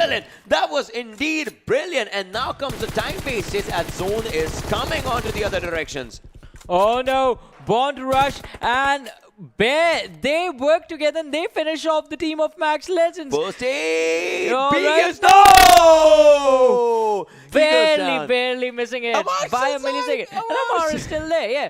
Well, he had 31 first hits, definitely. As I said, makes it into the top 5. Look at the undersides where Team Bear and XB Rangers players are. I would love to see what happens if B2R is out there. Opex Marco, he's on low HP, cannot heal or anything. Now, it's just comes down to one thing. The players are full, B2R. But if Amar, he uses the final first hit, he spots someone on. Imagine if he breaks their game just by shooting from this direction. That can be something. Then the fights will be onto the water lines. I would love to see what happens. 3 first hit by this individual lad. And once he put up the last first hit, I want him to take the gun out. I want him to shoot someone, take the players down, just take those kill points. The team has 1 kill point right now. He can change that. Now comes the time as one last first aid being used. Then it's down to Thompson or the other gun, like M16. What's it going to be? Has an M16, spots someone down. There it is. Almost tries to take him down. Will he or will he not be able to take him down? No, he goes down. Madrox takes him down. And Maddox secures the kill. Amar was barely there. The zone would have taken him, but with 1 bullet, Maddox gets the point for his team.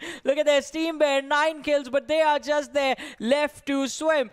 Born to Rush, there is absolutely... This is going to be really hard for them to get the players below them. Grieger, he's out there. He's like, if I spot someone, I'll try and take him down from this angle because the circle is going just onto the sides of water lines.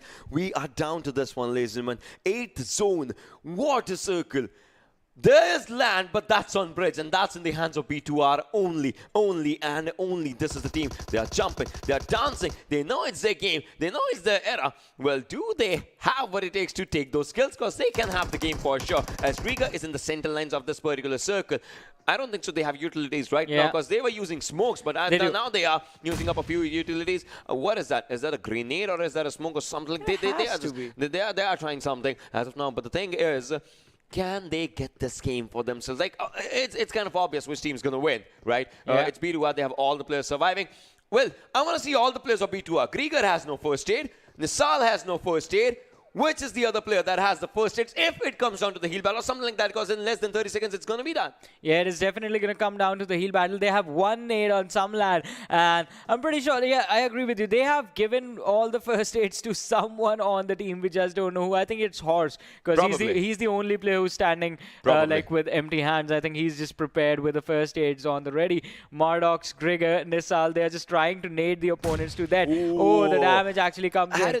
Had it been on Talat, had Talat been out there, he would have been... He needs to go for a low toss. Well, we are down to the 9th circle, ladies and boys and girls. This is PMCO South Asia Wildcard Regional Finals, Day 4, Game 2. As you can see, Talat was down. All right, Grigor takes 1 kill. 5th for him on a rampage, though. He takes down 1. Has they spotted Susok? That's my question. And now the circle's coming up. The zone is arriving. The chicken dinner is arriving. BS Susok has been spotted down, probably, but he wants to just, stay onto the underlines. Marco will leave it the next one to go down. I mean, it comes down to Team Bear getting the 2nd position or the 3rd position, as there are players out there, and it seems like Horse is having the first aid for himself. It's going to go for the boosters right now.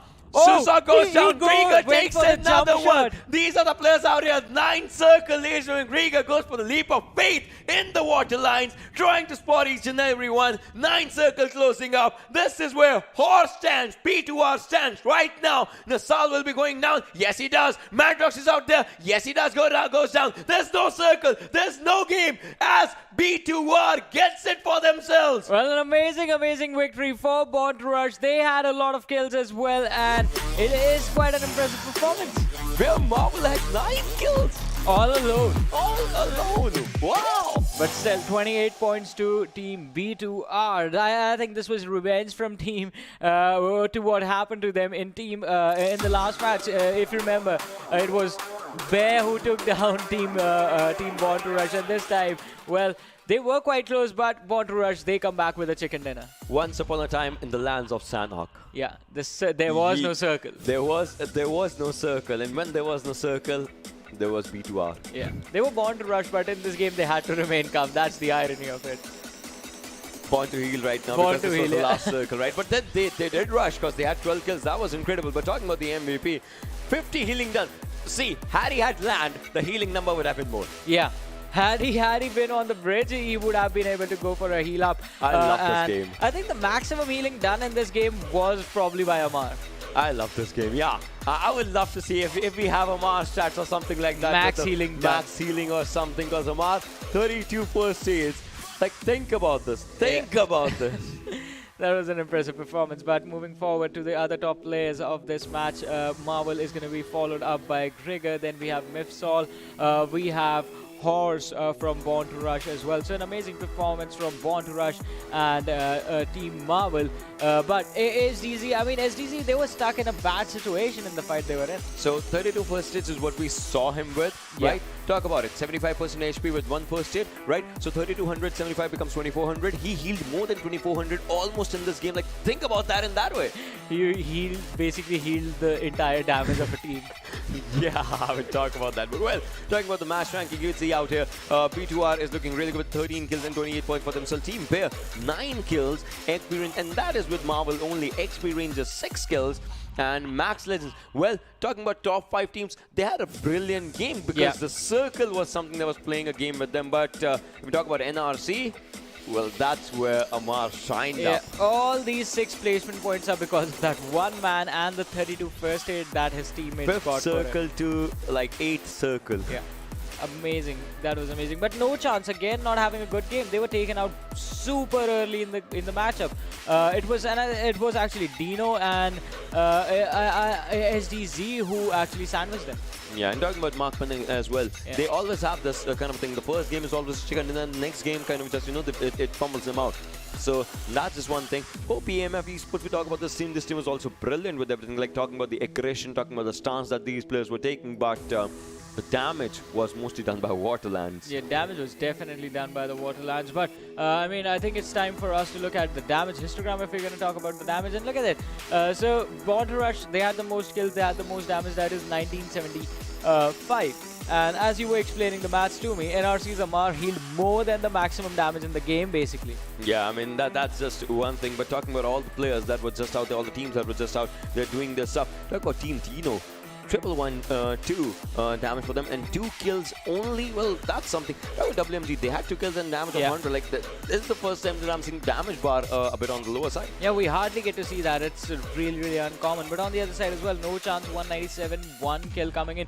That means NoChance were basically eliminated as soon as they started the fight. They got 1 kill and then whoop, they were out. That happens, right? Let's have a look at the open movements to see will the final circles movement or what movements will be caught. Of course, obviously the fights will be out there. So Thompson beats AK in this one, but then after that, what happens is Sheko, he tries to take up the fight, he takes 1 down, but then the rush actually comes onto him, and he also goes on. So many movements, as you know, ups and downs were happening. So like it was brilliant the way the fights were forming up. Just to one thing, and that is, you know, Sanhok just changing up the pace of everything. You can take up the fights on land, but what if water is the king? Exactly, and this is something that we never expect on this map. So players themselves are usually prepared for the fights, but not to fall into a situation like this. And I mean, apart from the players of NRC, of course, who had judged and read the status of the game quite precisely, that they knew that they were going to have to go for a heal battle. And look at this, right from the moment this fight from Born to Rush came in, this is when Amar started healing. He's going to keep on healing and healing and healing until in the top 5. There are 11 teams in the game right now. Yeah, he was just, you know, focusing on one thing for himself, and that was just to take his team to a really, really good number. And he did that to perfection. Yeah. Talk about the usage of first aid, talk about the usage of the opportunity, talk about the usage of utility. That was brilliant, the way it was just showcased in this one. Talk about this thing. Max Legend, the players, you know, the legs were being shown right onto that area, and P2R. I mean, if they wanted to have this game, they wanted to have that circle, and they had it in the brilliant way. Well, definitely, and then we had Amar, who was finished off by the players of Born to Rush. Then Born to Rush struggling to finish off the rest of the players that were just trying to hide under the bridge.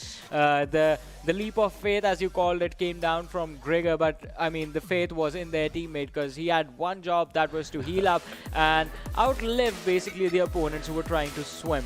I just love the way the circle just formulated out. One of the best kind of matches is what we just saw till the 9th circle. Like, this Sanhok lived its age. Yeah, definitely did. But I mean, we do have the overall rankings right now, ladies and gentlemen, in front of us. Seal Esports 165 now, NRC 141.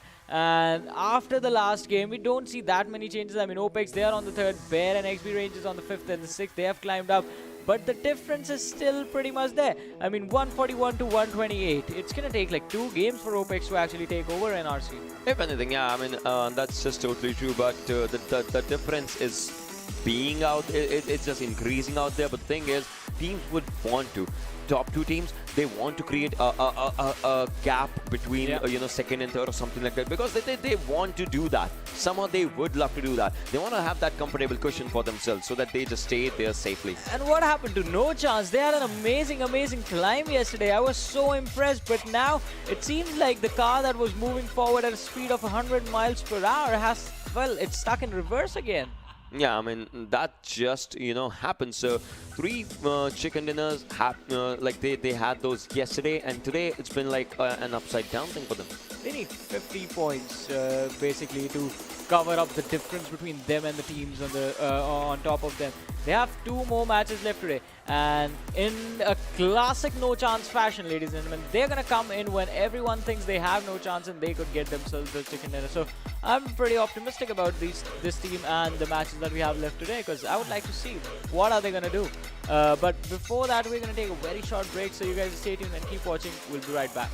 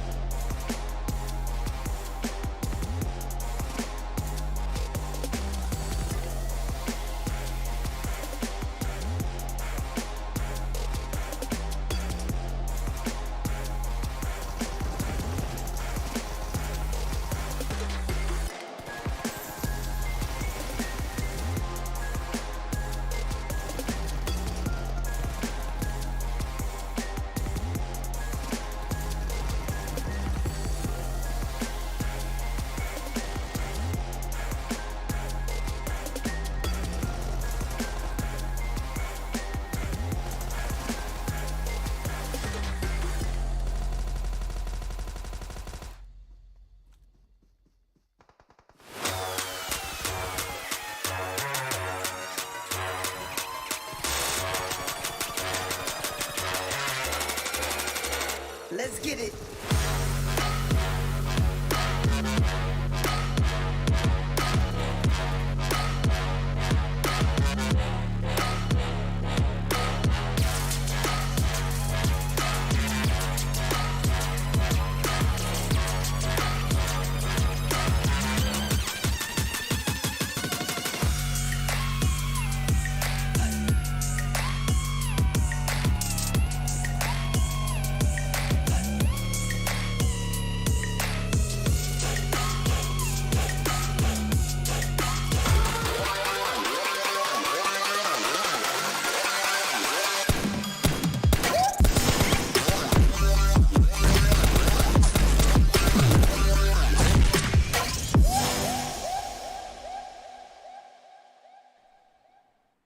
Hello everyone, and once again welcome back to the PUBG Mobile Club Open 2021 South Asia Wildcard Regional Finals. This is Varun Super Johnny John, joined by Ocean Sharma on the desk, ladies and gentlemen. We are going to be casting match number 3 of day number 4 of these finals, ladies and gentlemen. And well, match number 3 is Miramar. The trajectory of the plane is in front of us. You can see a lot of teams, a lot of players already just dropping down as soon as the flight path just started. That means teams would want to go to Puerto Parásio, Los Leones. Probably a few teams could go to the backside of Chumacera if they, just want to plan something out in that direction, something like that. Like those things will be happening just out in these areas. But right now, if we just talk about the other teams, they are still dropping down. B2R, the team that won the previous game, they want to have a really good start, dropping down to the backsides of El Azahar, and from there, probably they'll be just moving forward.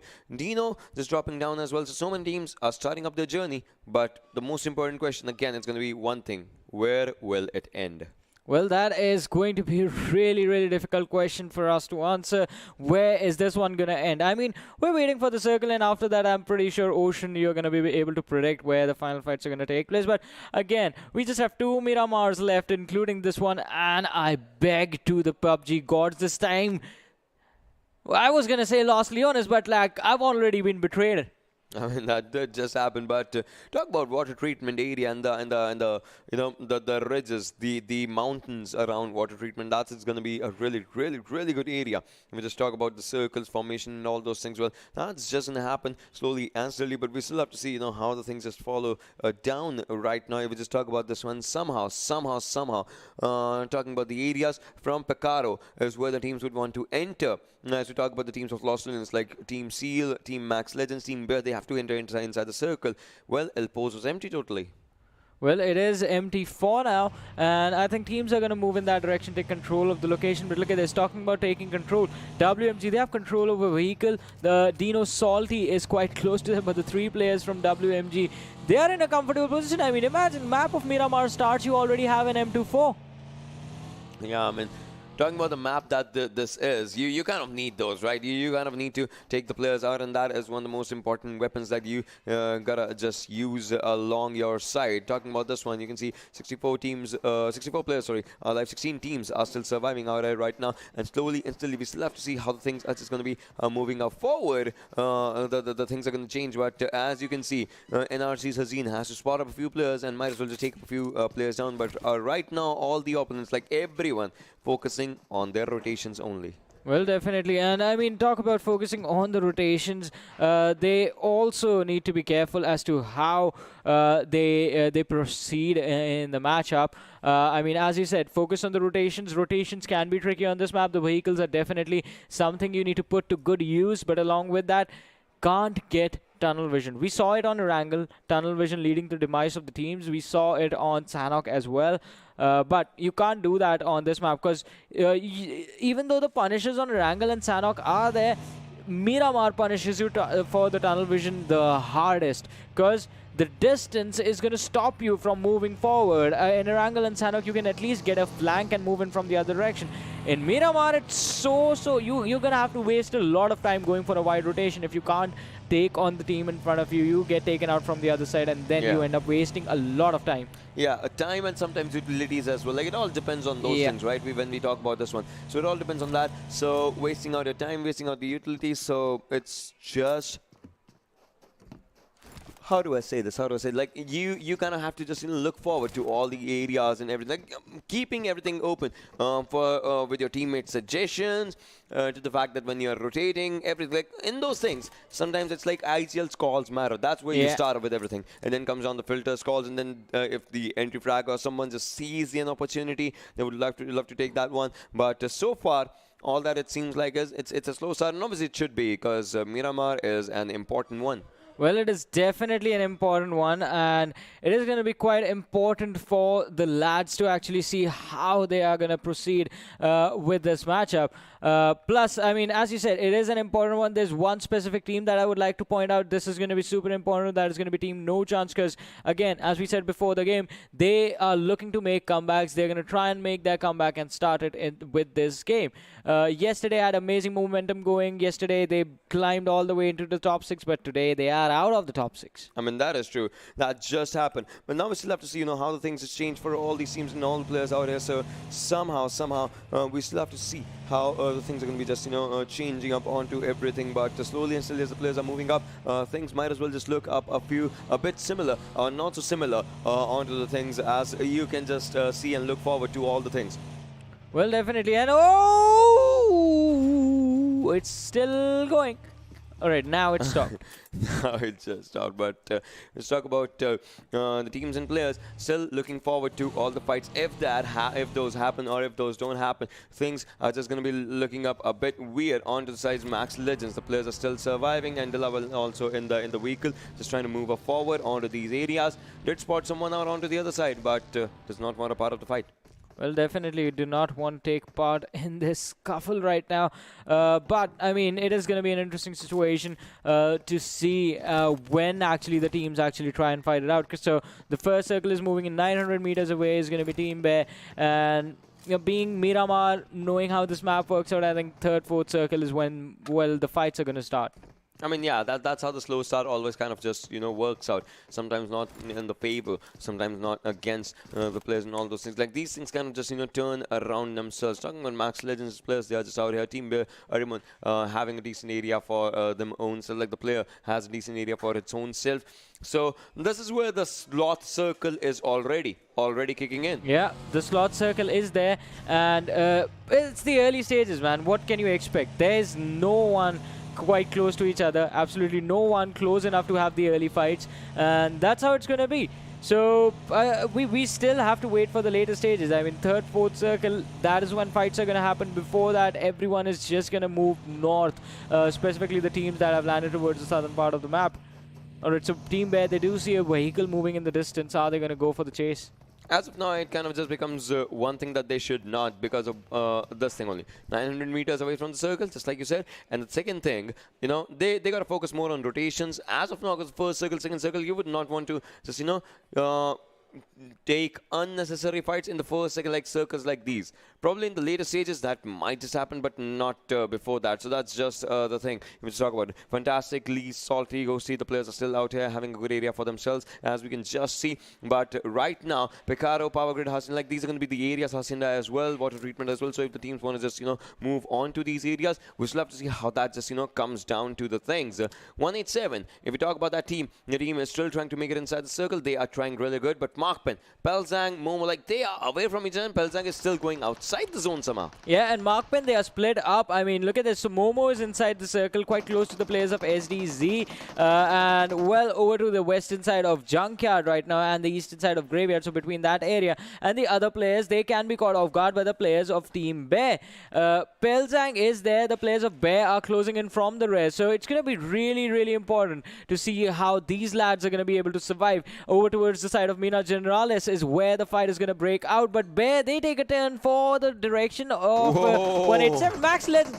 Is Garcia going to get away? Oh, the unfortunate exit from the vehicle. Greg, and Greg is not even looking. Now I think he is. Now I think he knows or something. Well, he's also moving away. Well. This would have been a good fight to just, witness, because he dropped out of a moving vehicle. He lost half his HP. Half his HP, yeah, exactly. The damage was already done. You just had to just capitalize on that somehow. Yeah, but I guess we are going to have a peaceful game in the early stages. And that is what we have been discussing all this time. I mean, no, absolutely no one wants to fight on Miramar. Yeah, the slot circle's already kicking in, right? That's what is happening. I mean, the players would want to take up the fights, but they don't want the unnecessary fights. That's one thing that the players are just looking forward to. Toxin, well, he did spot down a few vehicles, I guess, out there, and he is just trying to see through all those areas. They have the golden Mirado for themselves, so rotation is not at all a problem. Plus one buggy as well. If anything, they have more Mirados as well. No. That's not, no. God, please, no. Yeah, that's not where the. All right, so from the sides. So this is like, me and my crew just going up. Yeah, like the gap Mirado was too, swag. Let's call it Mirado swag. Anyone can see that gap was not big enough to fit a car. Yeah, I get it, but still, let's call it a Mirado swag as the players is just moving out. Oh, imagine if it got stuck on top of that rock. Man, Mirado swag. Mirado swag. Yeah. First airdrop has an AUG, and just like we're talking, right, onto the sides of water treatment, the mountains behind that, that's where the circle is going right now, so that is brilliant. And Sea Line is already there. So, quite an unfortunate turn of events for a lot of the teams, but SDZ, they're going to be shot at by the players of Opex. Toxin actually dishing out a lot of damage, but the Mirado swag is going to be there, and he's just going to get in his Mirado, the golden one, and move to a different location. I think that was basically a message, stay away from my car, or I'm going to blast you guys. I mean, think about it. From the lands where it was just water everywhere, and we are down to the lands that's like no water. No water. Like, there is water onto the northern side, and you wanted the circle to be there Oasis, day. yeah. Let's see if something like that in the... I don't think so. Because today we are seeing weird circles, I would say. I mean, if it goes towards Oasis, it's going to be incredible, because I think this is going to be the first time I would be casting a circle over there. And it's going to be really fun to watch. That will be the second time that will be happening in the competitive as well. Yep. So, quite a rare feat for us to add to our list of achievements, and the players as well. Probably, but MAKPEN sounds like they are going to be having up a fight against NRC, and by the looks of it, NRC would love to, move back, but Amar is the only one who has been able to move back right now. All three players are still out there. Yeah. So see, the shots are being taken down. Amar, I mean, I don't think this is a point where you go for a heal battle, so this is definitely a point that they will have to start taking a fight. They got to take those points now. Yeah, they definitely want... Because talking about NRC, the main problem is, they're at the second position. They want to contest for the first. I mean, if you're at the second, you want to drag the other team down just so that 3900 running. The points also kind of matter a lot when we talk about all these things. Well, points definitely do matter for them, but here's the thing, and we talked about this earlier on as well. NRC is a team that are known for those placement points. It's not necessarily a team that goes for those heavy, high fragging games, and that is one thing that keeps NRC inside of this tournament. But look at this, MAKPEN, they take down Pablo in the middle of nowhere. His teammates are really far away. Hazeen is in a totally different part of this area right now. Amar has gone behind the ridge. Shusti, what is NRC trying to do? Meanwhile, Snipey is sniping with that M24. You could see that in the kill feed, but right now the most important thing is MAKPEN. Can they move forward? Because, again, you can knock someone, but the confirmations is always a different story. Because rush in the open, that with the first circle, second circle, third circle, not so Miramar vibe. Yeah. If we just talk about the rush gameplays in the early stages. But, well, right now, Amar, all he wants to do is save his teammate, but all MAKPEN wants to do is just make him pick. Look at the circle. It has the Oasis. It has the Oasis. Finally. So far it has the Oasis. I mean, I hope it does not take a southern shift at this point, because the Oasis is going to be really fun to cast. But now, how are the teams going to do that? So, Max Legends, they are still towards Tore Amuda. They can basically have a northern rotation. But about the other teams, if they start moving towards the north from the south, it is going to be so much chaos in this game. I love this match. Well, I would say today's day is brilliant when it comes down to the circles and the rotations and the curveballs that the circles have been, just giving out. Yeah, totally. Definitely. I mean, it is lovely to see this. But, all right, so look at this fight. Look at this fight for a moment. We thought, in the early stages, all right, so NRC, they have lost it completely. They are out of their minds. MAKPEN is going to take this. Hazeen is in the back lines. Hazeen can backstab the players of MAKPEN, and MAKPEN move forward instead. And no one expected that. Everyone was like MAKPEN's players was like, we can take NRC from the other direction, but Hazeen, he goes back. So it's a split against the players somehow, and that's just one of the things. But MAKPEN Momo is trying to spot up a few players. If that can happen, so he's one with the nature right now in those bushes. And he's going somewhere else. He is, but then wherever he is going, there's a team just arriving pretty close. That's DENO. DENO's arriving pretty close to Hazeen. Now Hazeen needs to give up the call that I might need more help out here. But where are the other players? with MAKPEN. Look at him! Look at him spot someone down, takes him down. That was brilliant. I don't think that was brilliant. This is going to be a suicide mission for Azim. Yeah. He has 1 kill secured, but the players of DENO, they are definitely going to turn back, and NRC is at this point done for. MAKPEN, they are hunting down Susti, who's hiding in a bush in the Miramar, so basically trying to become one with the nature, but now Born to Rush has surrounded the player. Look at the surrounding that is happening. Look at this. Madrox is moving up forward. I mean, I don't know. And they miss him. They do miss him, but imagine what would be on the thoughts of Sushti's mind, like, you know, what is happening? Where are the players? Why is it like this? And now the circle is gonna come, and the circle is doing the damage. Wow! Somehow miraculous survive. I don't think there are any thoughts going through Sushti's mind. The thoughts are basically just prayers to the gods of the game to hope that the opponents do not find where he's hiding, where he's lying down, and they just basically go away minding their own business. But NRC, I mean, what is this team trying to do? And Hazin is still running in the opposite direction.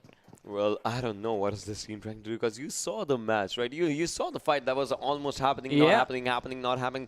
So some of that did happen. But now if we talk about the contestation of the edge of the circle, MAKPEN just arrived inside the zone, and now they would want to contest the area around Team Bear, or depends like how are they going to rotate, because this is an important one. As soon as all the players reach inside the circle, the zone is going to shift with another curveball. I want to see where the circle is. Water in Miramar! Yes. We found water in Miramar, finally. And that is the only place we pointed out. Even though the map is surrounded by water towards the southern and the western side, we wanted the oasis. Wow. And we have the oasis. And as you said, second time in the history of competitive PUBG Mobile since the map has, since this Miramar has been introduced.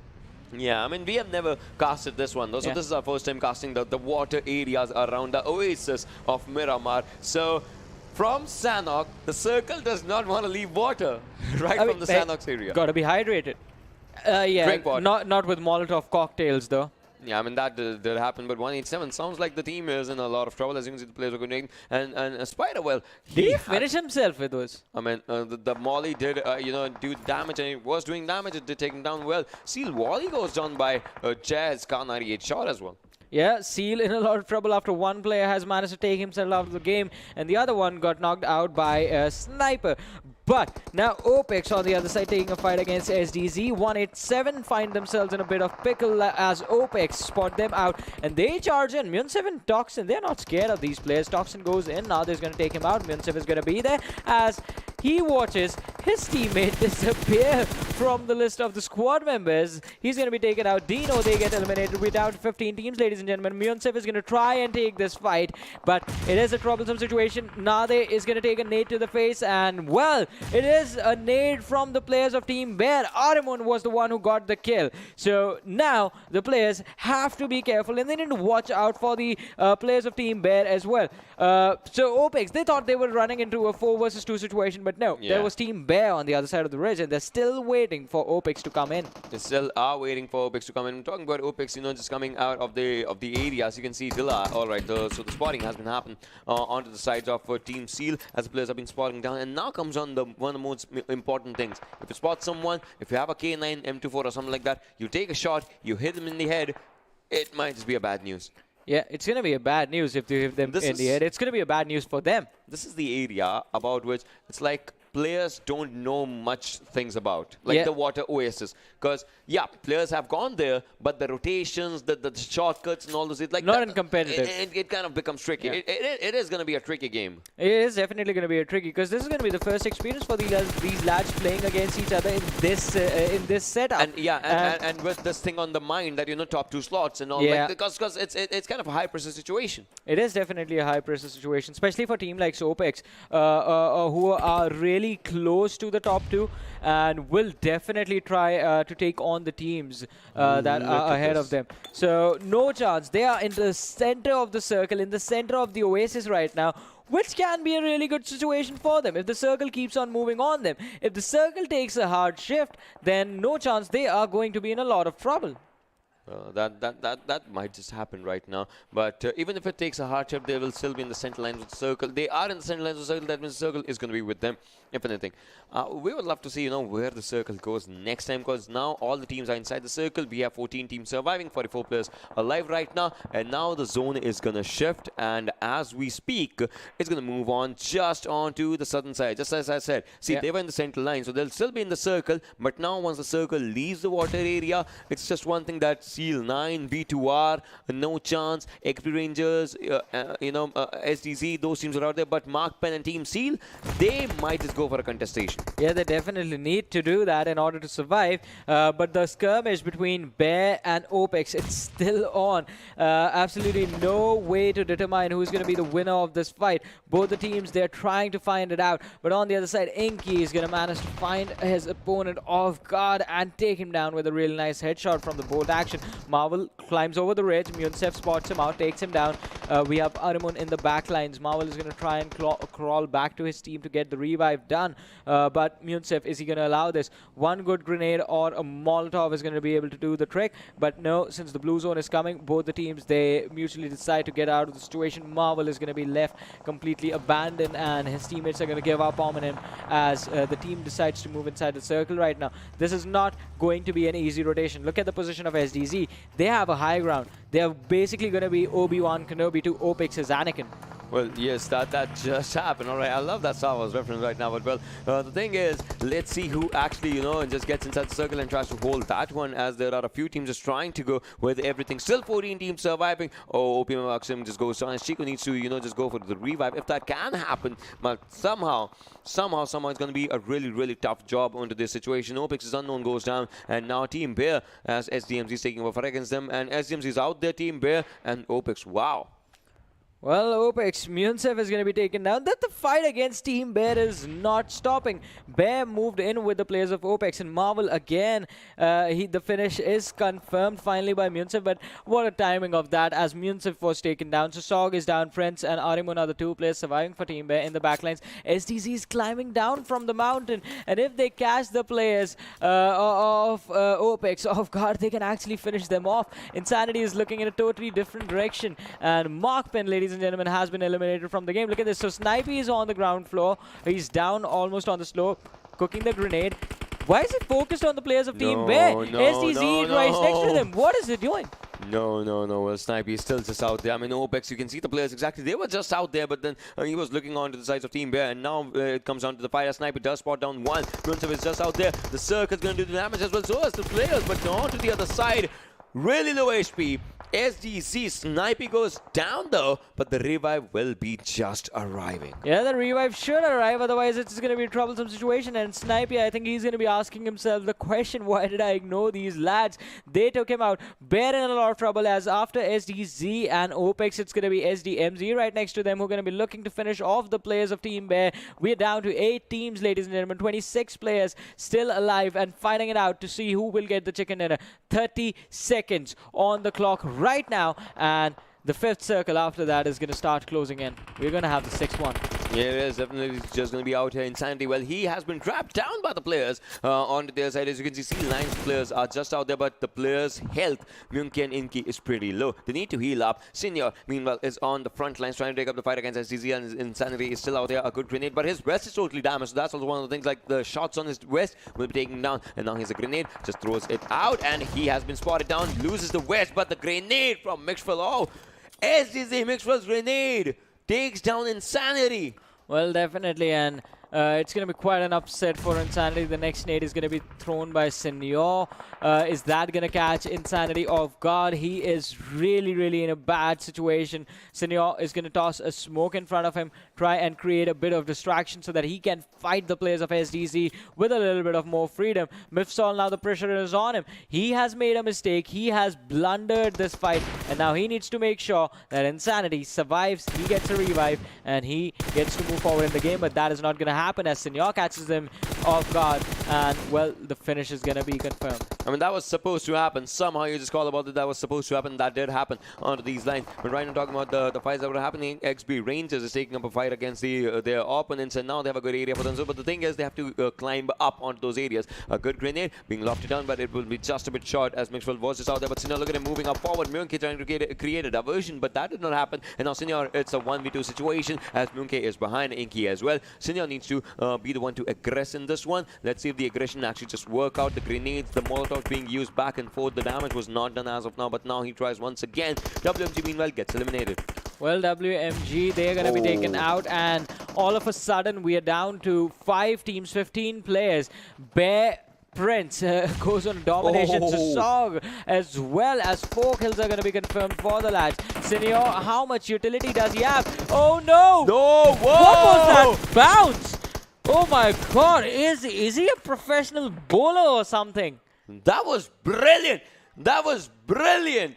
Brilliant way to use up a grenade, but well, the thing is, he needs to revive his teammates. So did you see the angle yeah, it bounced it was on? a spin on something, spin on the grenade, as it did do the damage on both the directions. Like, it was cooked just up to the core. With one bounce and something, it just blasts off. That was basically a moment in which the players of Seal 9 said to the opponents, call an ambulance, but not for me. Yeah, exactly. That just happened. But now Inky is moving up forward, and in less than 35 seconds, again, the players will have to just move on to their own directions. And as you can, B2 are pretty close to Seal 9's player. B2 are, they want to contest for a back-to-back chicken dinner. XP Rangers, they want to have a really, really good ending in this game. Team Bear, Sog and Prince, they are just out for themselves onto those areas. Now we just have to see how things just change down. As Dalit is pretty close, tries to spot one down, tries to spot him down, takes him down. 2 players of Team Bear have been taken down. Where is the backup? Where is the player? I don't know if it would have mattered had the players of Team Bear had any backup. Talat, I don't think he knows how to pull the analog stick back. He just knows how to go forward and rush and finish off his opponent. XB Rangers, 5 kills confirmed in a really, really good position. Born to Rush, they're in the top 3 again in this game.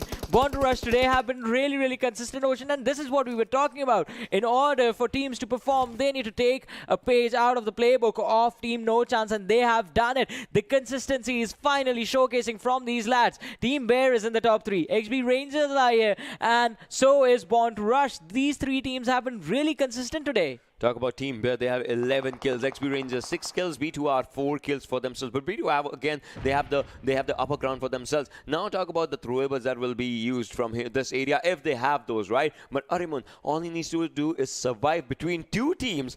I mean, it looks easy, but it's not at all easy. You know, just staying out there with the trigger discipline or something like that, because you know one wrong move can give out your location or something like that. Arimun is still out there. Junior from the back end side can try and spot up a few players. So that's just one thing that they have to do. And now they're trying to spot each other around. Madrock's all right, doing some damage. And Polar White, the damage has been done, as his West is also damaged up right now. Has 3 firsts, will be using them up. And now they have nothing. And talking about Ariman, he has 2 firsts and nothing else onto the boosters department. So that is just one of the tricky things. Like, how long can you survive here? Yeah, definitely. And that's going to be really, really tough questions for these lads to answer to. But now, Ariman, I think the only saving grace for him is, alright, I was just going to say that Team Bear might just skip him and take the fight against XP Rangers. But as soon as I was about to, like the words were about to leave my mouth, Bear, they Born to Rush, they finish off Team Bear. Now it's a 2 versus 4 situation. XP Rangers with a heavy man advantage for them. And now it's a 1 versus 4. Mardox is the last player surviving. Poda Whitey knows where he is.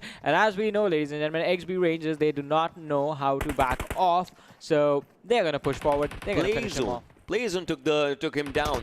If anything, he got knocked by the Playzone, where Madrox has taken down one. No, it was XP Rangers, but look at this. Now it comes down to the gun battle, and XP Rangers win this one in style. This was brilliant by the players, as they had all the players surviving. They had the game for themselves, they had the momentum, and they read this map in a really good way, because this was the circle curveball going on. Exactly, and it was an intense curveball, but look at this, so they climb up to the 3rd in the overall. And that is one thing that we're going to see again and again. Every single time a team performs, the max position that they can go to is going to be the 3rd position, because there's a big difference between the top 2 and the 3rd and the rest.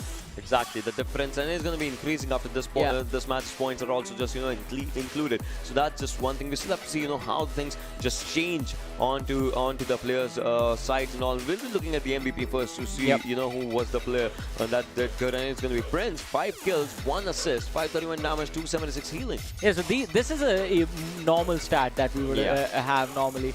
Unlike the 30 healing, the 60 healing, the no healing done.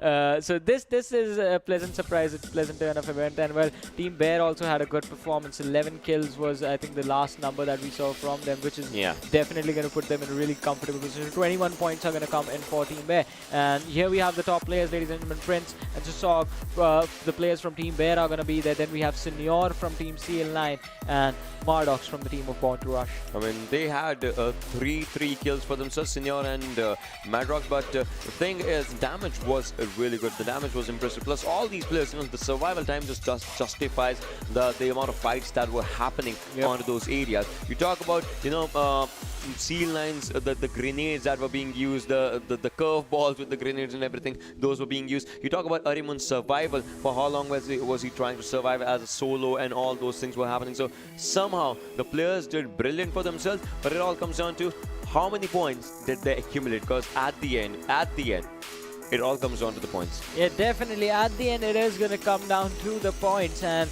we're going to have a look at the points in a few moments, the rankings of this match, and see how many points the teams actually get for themselves. But definitely, this is going to make things a lot more interesting.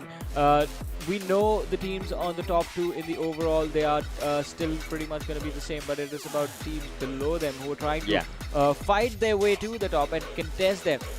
With this match, 3 matches are over, just 1 more remaining today and 4 more tomorrow. 5 games left, Ocean. 5 games. And then we will have the 2 names after those 5 games that will move forward to PMPL South Asia. Now is the countdown timer, like 5, 4, 3, 2, 1. That's how it's gonna just slow down. And obviously the 5th game, the last game for today, is gonna be happening in a while, and that kind of will be building up the final pressure inside these players, that they'll be thinking, all right, this is good, this is bad, what we can change, what we cannot change. Do we need to bring in the substitution if that happens? Something like that. Like, so many thoughts, just so many mixed thoughts going on in the minds of these players. Yeah, definitely. There's going to be a lot going through the minds, and what are going through your minds? We would like to know that as well. Who do you think is going to make it? Who do you think is going to falter out?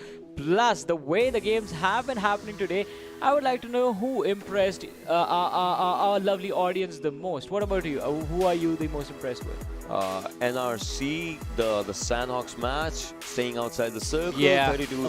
Like, they kind of just, it's like they thought of that in a long way. Exactly. All right, so let's have a look at the damage histogram right now, and wow, in fact, wow is the right word. Like, so many teams did so much of damage. It's not like that, 1 or 2 or 3 teams were in the high damage marker or something. It's like so many teams are out there. Team DENO, meanwhile, did not do any damage or anything. MAKPEN did not have any kills, but still had 300 damage. Apart from these 2 teams, there were so many teams just, dishing out a lot of damage, if anything.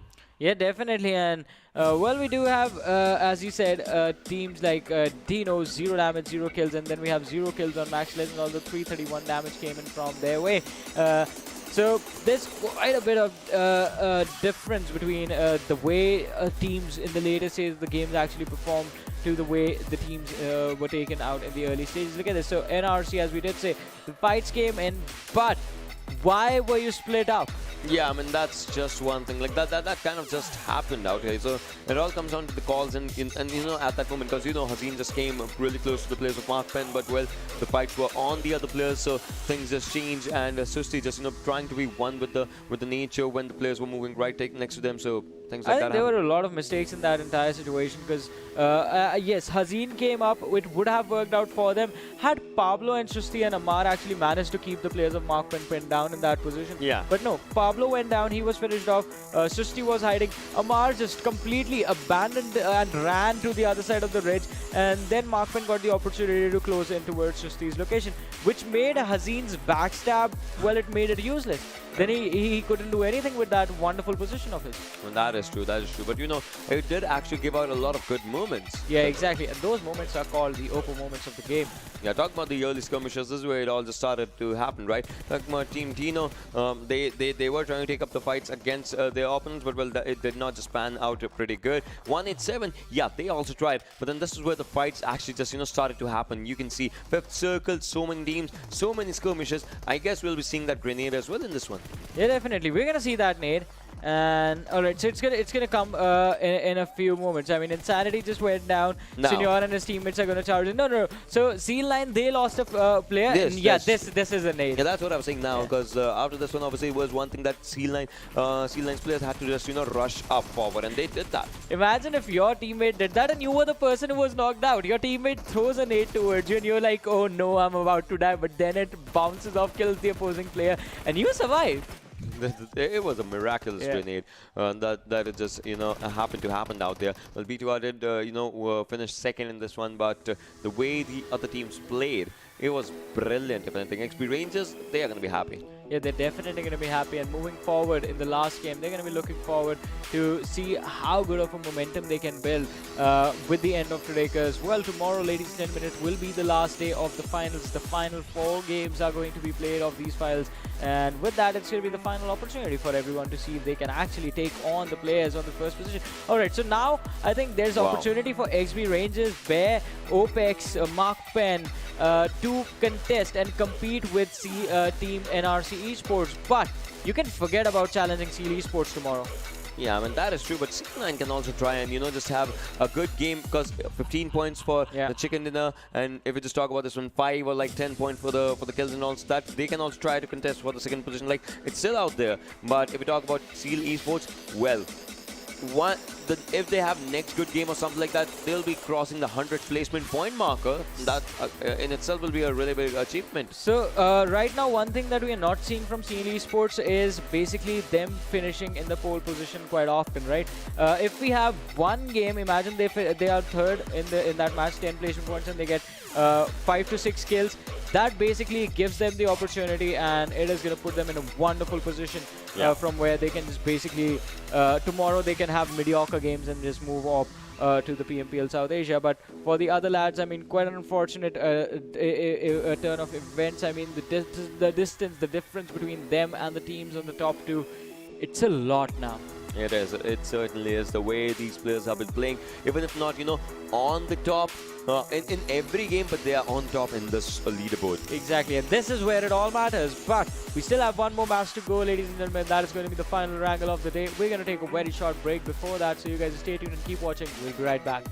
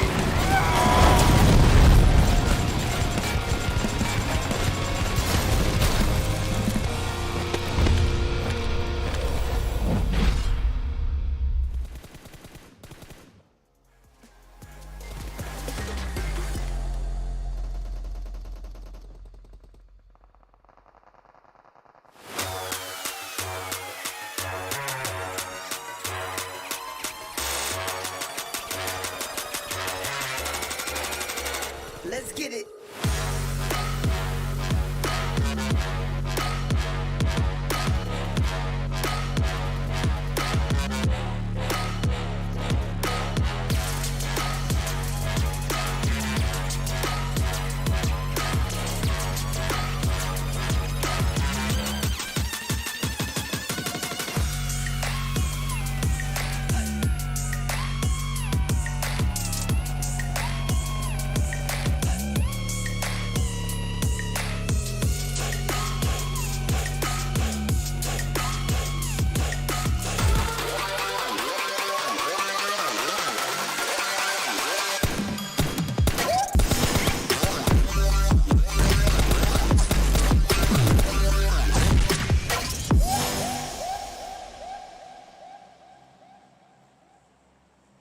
Hello and welcome back once again to PUBG Mobile Club Open. This is of course the wildcard that we are in on day number 4. I'm your host as well as caster. It is going to be Blotter, and joining me it is none other than Ocean Sharma. We've got the final map and it is phenomenal turn of events, Ocean.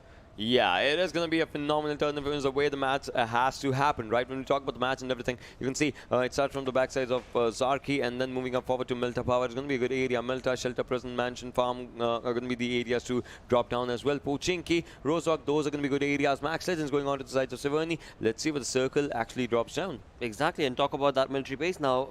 These teams who were looking forward to going down towards the military base are going to have to make a very long rotation perhaps. For now, of course, we are looking at all of the teams getting themselves acclimated and segregated all across the map, because right now, of course, there is no first circle that has come on board, so well, there's nothing to worry about as of now. But again, you do have to work towards getting yourself the loot, the comfortable drop locations, to have no other team around you so as to not have any contestations. But as this game moves on along, we've finally got the circle coming in. Yeah, finally the circle has just arrived. And the thing is, the circle has so many teams, right? So it's kind of a good start for all the teams just to start off with themselves and then move for the fights and everything. B2R and Team Bear, again, they're pretty close to each other. They always start from Milta Power and Milta respectively. So getting inside the circle, it might just be one thing that, you know, how can they just join in onto the circle side? Team Seal, they have two drop locations. One's military base, the other one's Mansion to Shelter Split. They are choosing that one just because the flight path actually is. Plus, the zone is also out there. That's a really, really good thing. But team that's on to the sides of Rozok and Water City. I mean, talking about Team DENO, they have the center lines of the zone. Like, they are going to be comfortable right now. Exactly. I mean, talk about the circle itself. It has certainly been a comfortable circle for so many of these teams. Even talking about the teams that are outside the circle, they aren't really that far away, because you just mentioned we're talking about Bear, we're talking about B2R that have respectively set themselves up towards Milta and Milta Power. They are going to be very close by to get into the circle. So again, this is a comfortable circle and a good start to the final game on day number 4. And also keeping in mind that this is going to result in quite a lot of havoc for teams, because after all, this is the second last day. Tomorrow is going to be the final day, after which the top 3 teams are the only ones that are going to be moving forth. Definitely, that's just one of the things that will be happening. And when we're talking about this one, you know, for this one, yeah, it's going to be 2 teams that will be moving up forward from South Asia Wildcard. So exactly, like talking about the teams, you know. So top 2, the major focus of those teams is to create a diversion from second to third, like to create a big bridge of points. And they are doing that phenomenally. Talking about the team that's at the top position, like Team Seal, they have a lot of points for themselves. Talking about the team at the second, yeah, they have good point difference, but it's still, you know, the more the better. Exactly, and also keeping in mind that second, third, and fourth, they are very close when it comes to the point differences themselves. And again, that is the contestations that is going to be what will work towards the teams that will be able to get the game working in their, of course, comfort zone. But talking about early contestations as of now, you do have NoChance that will probably be taking a fight against the side of XB, but eventually it is going to convert into a first blood situation or not. Only time will tell, because XB Rangers have themselves set up pretty perfectly on towards this side, but on the other side, of course, you talk about NoChance, they are going to be stepping into this compound from basically outside in the open, and that is going to be probably detrimental, because again, NoChance right now we're looking at, of course, Cocktail right there making the rotation and getting out of this hospital region, because that is what is going to be the comfortable spot. But if he chooses to come directly at this spot, wow, this is just perfect. Interesting kind of events where again Talat should have been able to get some some little bit of damage on that, but those bursts did not result in even an iota of damage towards the side of NoChance Cocktail, but eventually again it works in their favor as well. But the contestation is still not complete. We're looking at Kenzo as of now, who is just looking forward to the information. They of course do know that there is a team in there. It's just based on how exactly are they to approach this, because again, yeah, coming out from the open, it is going to be a tough fight. just like you said, Kenzo, you know, it's going to be a different approach for that individual as well. And talking about the players of team NoChance, like, they have their opponents around. In yesterday's last match, we remember how they actually got that win for themselves. So they would want to do that, something like that, like pull off a miracle, because today's day of this team has not been that good as it was yesterday's. So they would want to just, you know, change up a few things. But alongside them is XP Rangers, the team that had previous game there as a chicken dinner. So this team knows how to carry forward the momentum. But they are stuck into the sides of hospital, which is, given the fact, not the worst area, but not the best either, because all you are confined on is like 2 buildings, and if you want to rush, it's out in the open. You cannot rush in the open, given the fact that the team of NoChance is having them surrounded in a 3-1 split against their will. So that's just one thing. But 2 players onto the backside of hospital, that's also from the team of XP Rangers. They can take up a fight, but, you know, either of the teams can only rush if they get 2 knocks. Absolutely, and that is going to be very crucial for this early first blood situation to work in any of these teams' favor. Of course, you talk about NoChance. They are already getting themselves set up, and right here, Podal was wanting to get out of that situation, but has decided not to, because, of course, he has the information that there is the team that is going to be waiting for them to just get out of there. But again, as Ocean just mentioned, you talk about the other 2 players from XP Rangers. They are outside behind the hospital area, and if at all, they can very well provide some flank and cover for the side of course, Talyat, as well as the other player who is inside the hospital as of now, and that could provide just to be the exact same crucial thing that XP Rangers need to be able to walk away from the situation and still keeping that 4-man army strong. I mean, that is true, but right now, as you can see, just, you know, the players are trying to move up forward. They are trying and they are moving up forward as of now. So that's kind of a thing if we just talk about this one. But still no early skirmish. That just means that, you know, every team, every player wants to play this game onto their all the lines open, right? Because they do not want to make a mistake. One mistake can cost a team a proper placement. If one play goes down, the other goes down, and all those. And we have seen those things happening. So no team would want that to happen onto them. So every team would want to play it cool for themselves. Exactly, and right here we're looking at, of course, Kenzo and Anka, along with Cocktail, who have made a rotation out towards a different side of the hospital region altogether itself. And now the 2 players that we were talking about, that is going to be, of course, Yakal YT as well as Junior YT from XP Rangers. Their position is also probably going to get compromised, because the 2 that these were supposed to provide the cover fire for XP Rangers players who are stuck in the hospital are now in the back end or at the receiving end, if NoChance decides to do so. Of course, NoChance did leave that 1 player on top of that hill, so again, he will of course be relaying that information towards the side of NoChance Cocktail and the likes, if at all this rotation from XP Rangers does not pan out. Oh, still trying to find out a good area for themselves. I mean, that's what the players are doing. But right now, you can see Max Legends players. They were just out there, but by the looks of it, NoChance Anka, as close as he's getting up onto the players of XP Rangers, they want to fight. One good grenade could have done the job, though, but, well, it was onto the lower story as compared to where the players were. So now they're just trying to create another off angle, a flank angle. If anything, pretty close to the opponent, but now this grenade is onto the same level, but the player might not be there. Yeah, the player wasn't onto the other side. That's just one thing. But XP Polar White, look at him. He has been onto the lower HP, but he takes down NoChance's Kazi. So now the Cold War is actually heating up. Well, this has turned into quite an aggressive stance from the side of course, XP Rangers indeed. And talk about NoChance, even though they were the ones who were bringing in that early aggression, have resulted in getting themselves 1 knock. For now, you just see that Junior YT from XP Rangers has had a little bit of damage from those utilities that are being utilized from the side of NoChance's players. But eventually, of course, he does have the support of his team. And these guys are only 3-man strong. They will not be able to save their final player. Look at them just trying to move up forward. Now the players are just moving up slowly and steadily. NoChance. The players, they want to go up. They know they've heard the footsteps. They've heard the footsteps. All they need is that 1 kill. But Junior YT, I mean, both YT and Tala, they can spot into this location. Plus, the best thing is, if the players go out, they can spot down the players. Like X1 players can spot him down. And Anka is still out here. He's still trying to take the players down. Meanwhile, the circle, you can see the circle has to move up away from these fights, I guess, as the zone will be slowly and steadily just moving up onto the other directions. situations. Well, it is still here, and that's brilliant. That's good. That means it's going to be a king of the hill situation, as the players will have to just, get a hold of that area. SDMZ meanwhile onto a slower rotation from the sides of Stalber. But right now, this fight, it still continues. It still certainly does continue, and in that doing so, NoChance have already lost one of their players. The first blood will certainly be coming in for the side of course, XP Rangers, but eventually, the way Poda as well as the likes have played from XP Rangers has been phenomenal. They've got the information, they've got the early contestation, and NoChance is looking at the receiving end for now. As of now, you're looking at Junior YT, who is of course bandaging himself, and he is going to be probably rushing to get back to his team, but will not be allowed to do so from the side of NoChance. But move the conversation towards this player, which is from NRC. This could be very interesting blow.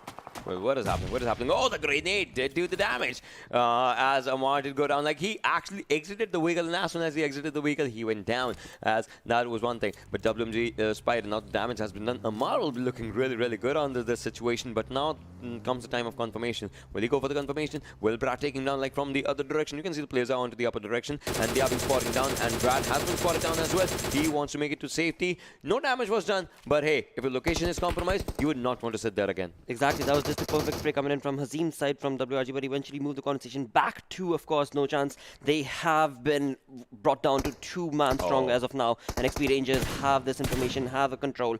Of course, NoChance will not want to walk away from this fight because, well, they cannot. They're actually stuck in that compound, and to be able to walk away is going to be your own demise. So they're going to have to take this fight, but eventually, again, they're only a 2-man army going up against the side of XP Rangers, who have the information, who have spotted them, and have them covered from all different angles. It is going to be a tough situation for NoChance to walk out of this. Talk about the areas, talk about everything. NoChance Cocktail still just, trying to spot someone. Has a DB and a holographic side. I mean, we see those rare just to be, used to spray onto those areas. But look at this, the grenades, the throwables, everything just coming up. And Kenzo was actually quick enough to just drop down. And now it's a 1v1 skirmish. And Pola White has been taken down by Kenzo with that Uzi. That was brilliant. Now Kenzo goes down, so it's Cocktail's turn. Goes up and will be going for a revive. Has 21 bullets right now, but will be focusing on the revive first. But the thing is, XP Rangers, will the backup arrive? You can see Talat moving out in the open. Now it's time for Cocktail to take that one individual lad as well. But he has a grenade by the looks of it. He wants to throw the grenade. He goes down.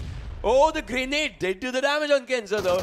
But I mean, it's an easy revival situation. And now first the damage needs to be done. Cocktail's out here. It's a 1v1 situation. He has 9 bullets. He has 9 bullets. Should go for a reload right now. Goes for the reload. And now comes that one-on-one skirmish as both of the players have spotted down each other. And now it's going to be a troublesome situation. He has to go on to the back inside. And now again the TPP has been taken down. Who spots whom? NoChance gets eliminated as Yaka Whitey now goes to revive Talal. Will he be able to revive Talal? That's my question. But no, Talal goes down. It's 2-man squad that's remain. Wow, wow, wow. What a wonderful turn of events that was. But move the conversation along towards this side where indeed NoChance is the first team to get eliminated. Right here we're looking at another elimination, perhaps from the looks of it. It is 187 from the side, of course, going towards B2R. Now B2R have already got a bit of a tricky situation to get themselves acclimated for, but eventually it is 187 at the receiving end because they're only a 2-man squad as of now. That is what we can see. And B2R on the other side is a 3-man army but have already taken 1 knock. So it is a 2v2 situation that both these teams are facing, and 187 are in control because they've got the circle in their favor.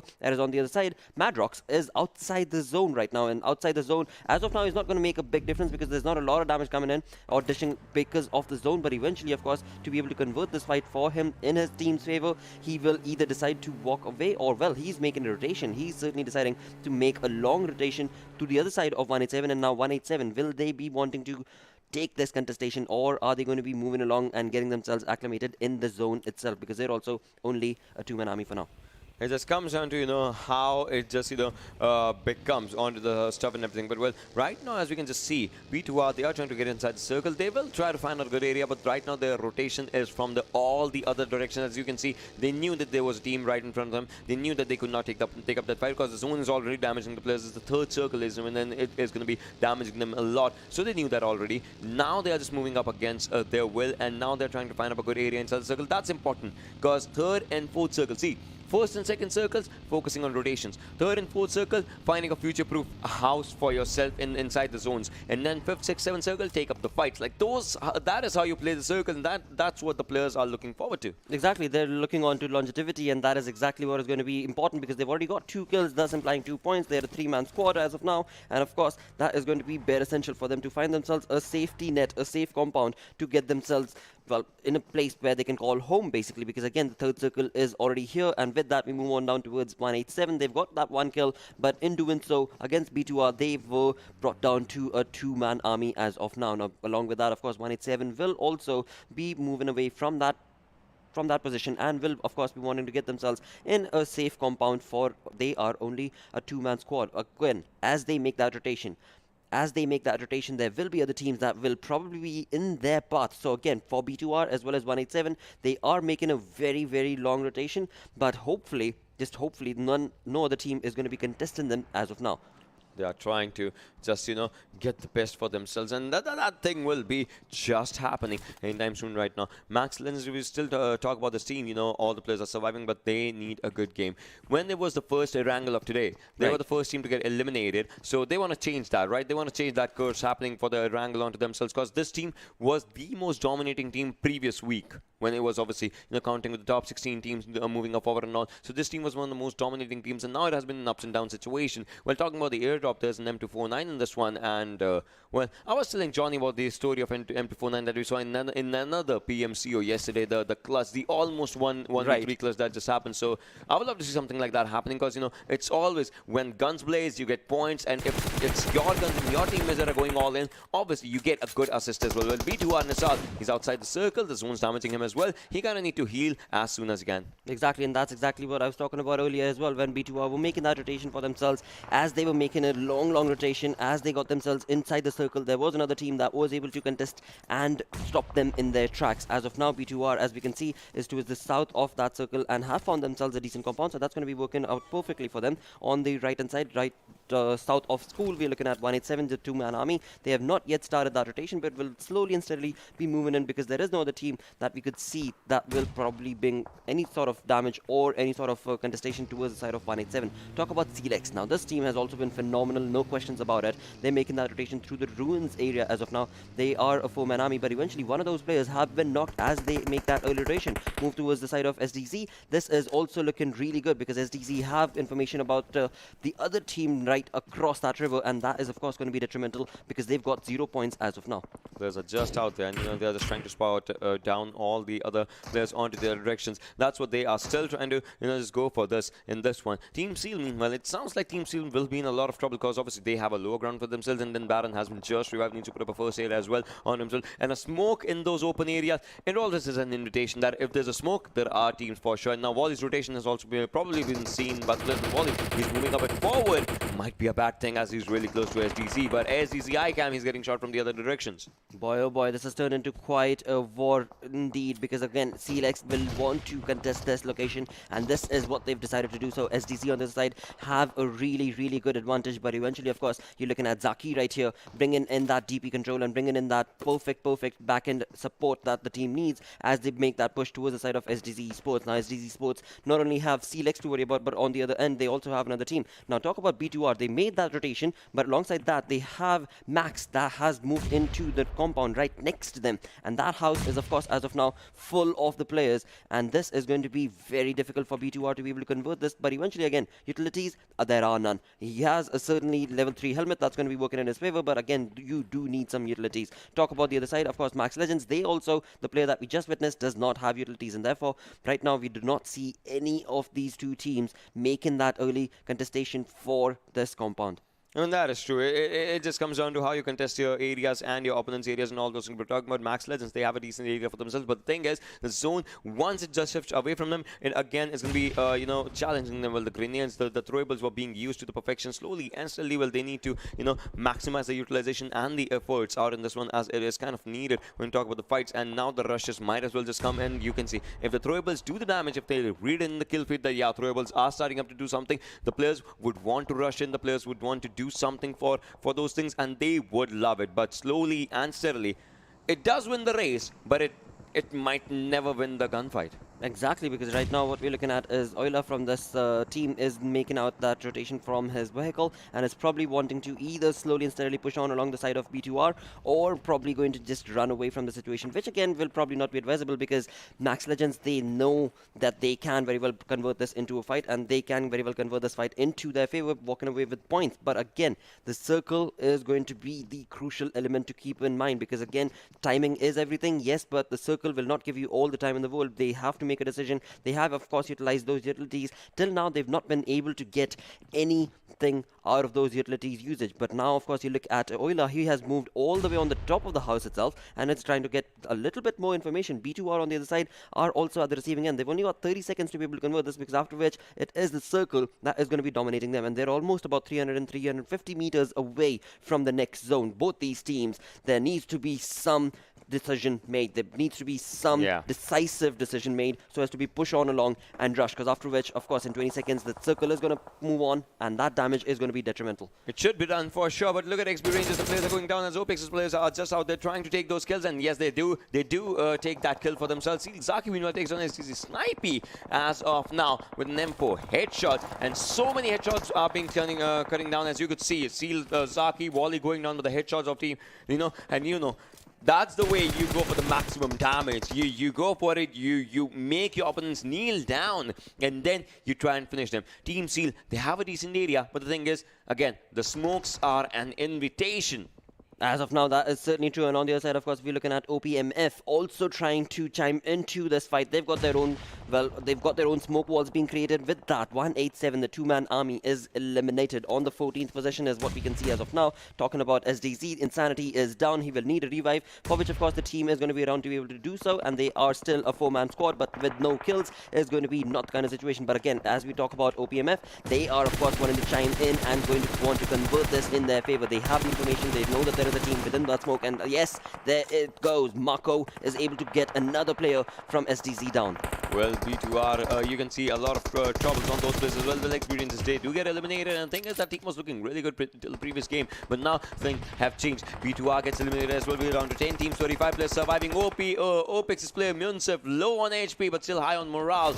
You can see the circle out in the open. This time again, the circle had a good curveball. Oh, Baron still trying to go with the K9 shots. If he spots someone, he can take the players down. We know his capabilities as a sniper. He is a dedicated sniper, and that too a brilliant one if we talk about this one. Now the game is taking the players out in the open, so it might as well just change on to a lot of things for Team Seal. Alright, so the players are just out there, but the thing is, the fights, they are breaking up, but the ridges are something that are just not letting the players to rush onto the other side. As you can see, Baron, he takes up a good grenade. Well, that grenade is going to do some damage. That's one thing, but well, Insanity goes down, and SDZ is in a lot of trouble. ICAM goes down by the grenade. Opex and Known goes down, so SDZ on to one direction, Opex on to the other direction. Both teams are in a lot of trouble for themselves, but Team Seal might as well just try to finish the job, and yes, they do it. They certainly do it, and with that, Seal X is moving away with 6 kills from this contestation. Earlier it was SDZ that they were taking a fight up against, but eventually again it is all thanks to this team that has eventually brought this favor into Seal X's favor. Of course, this control in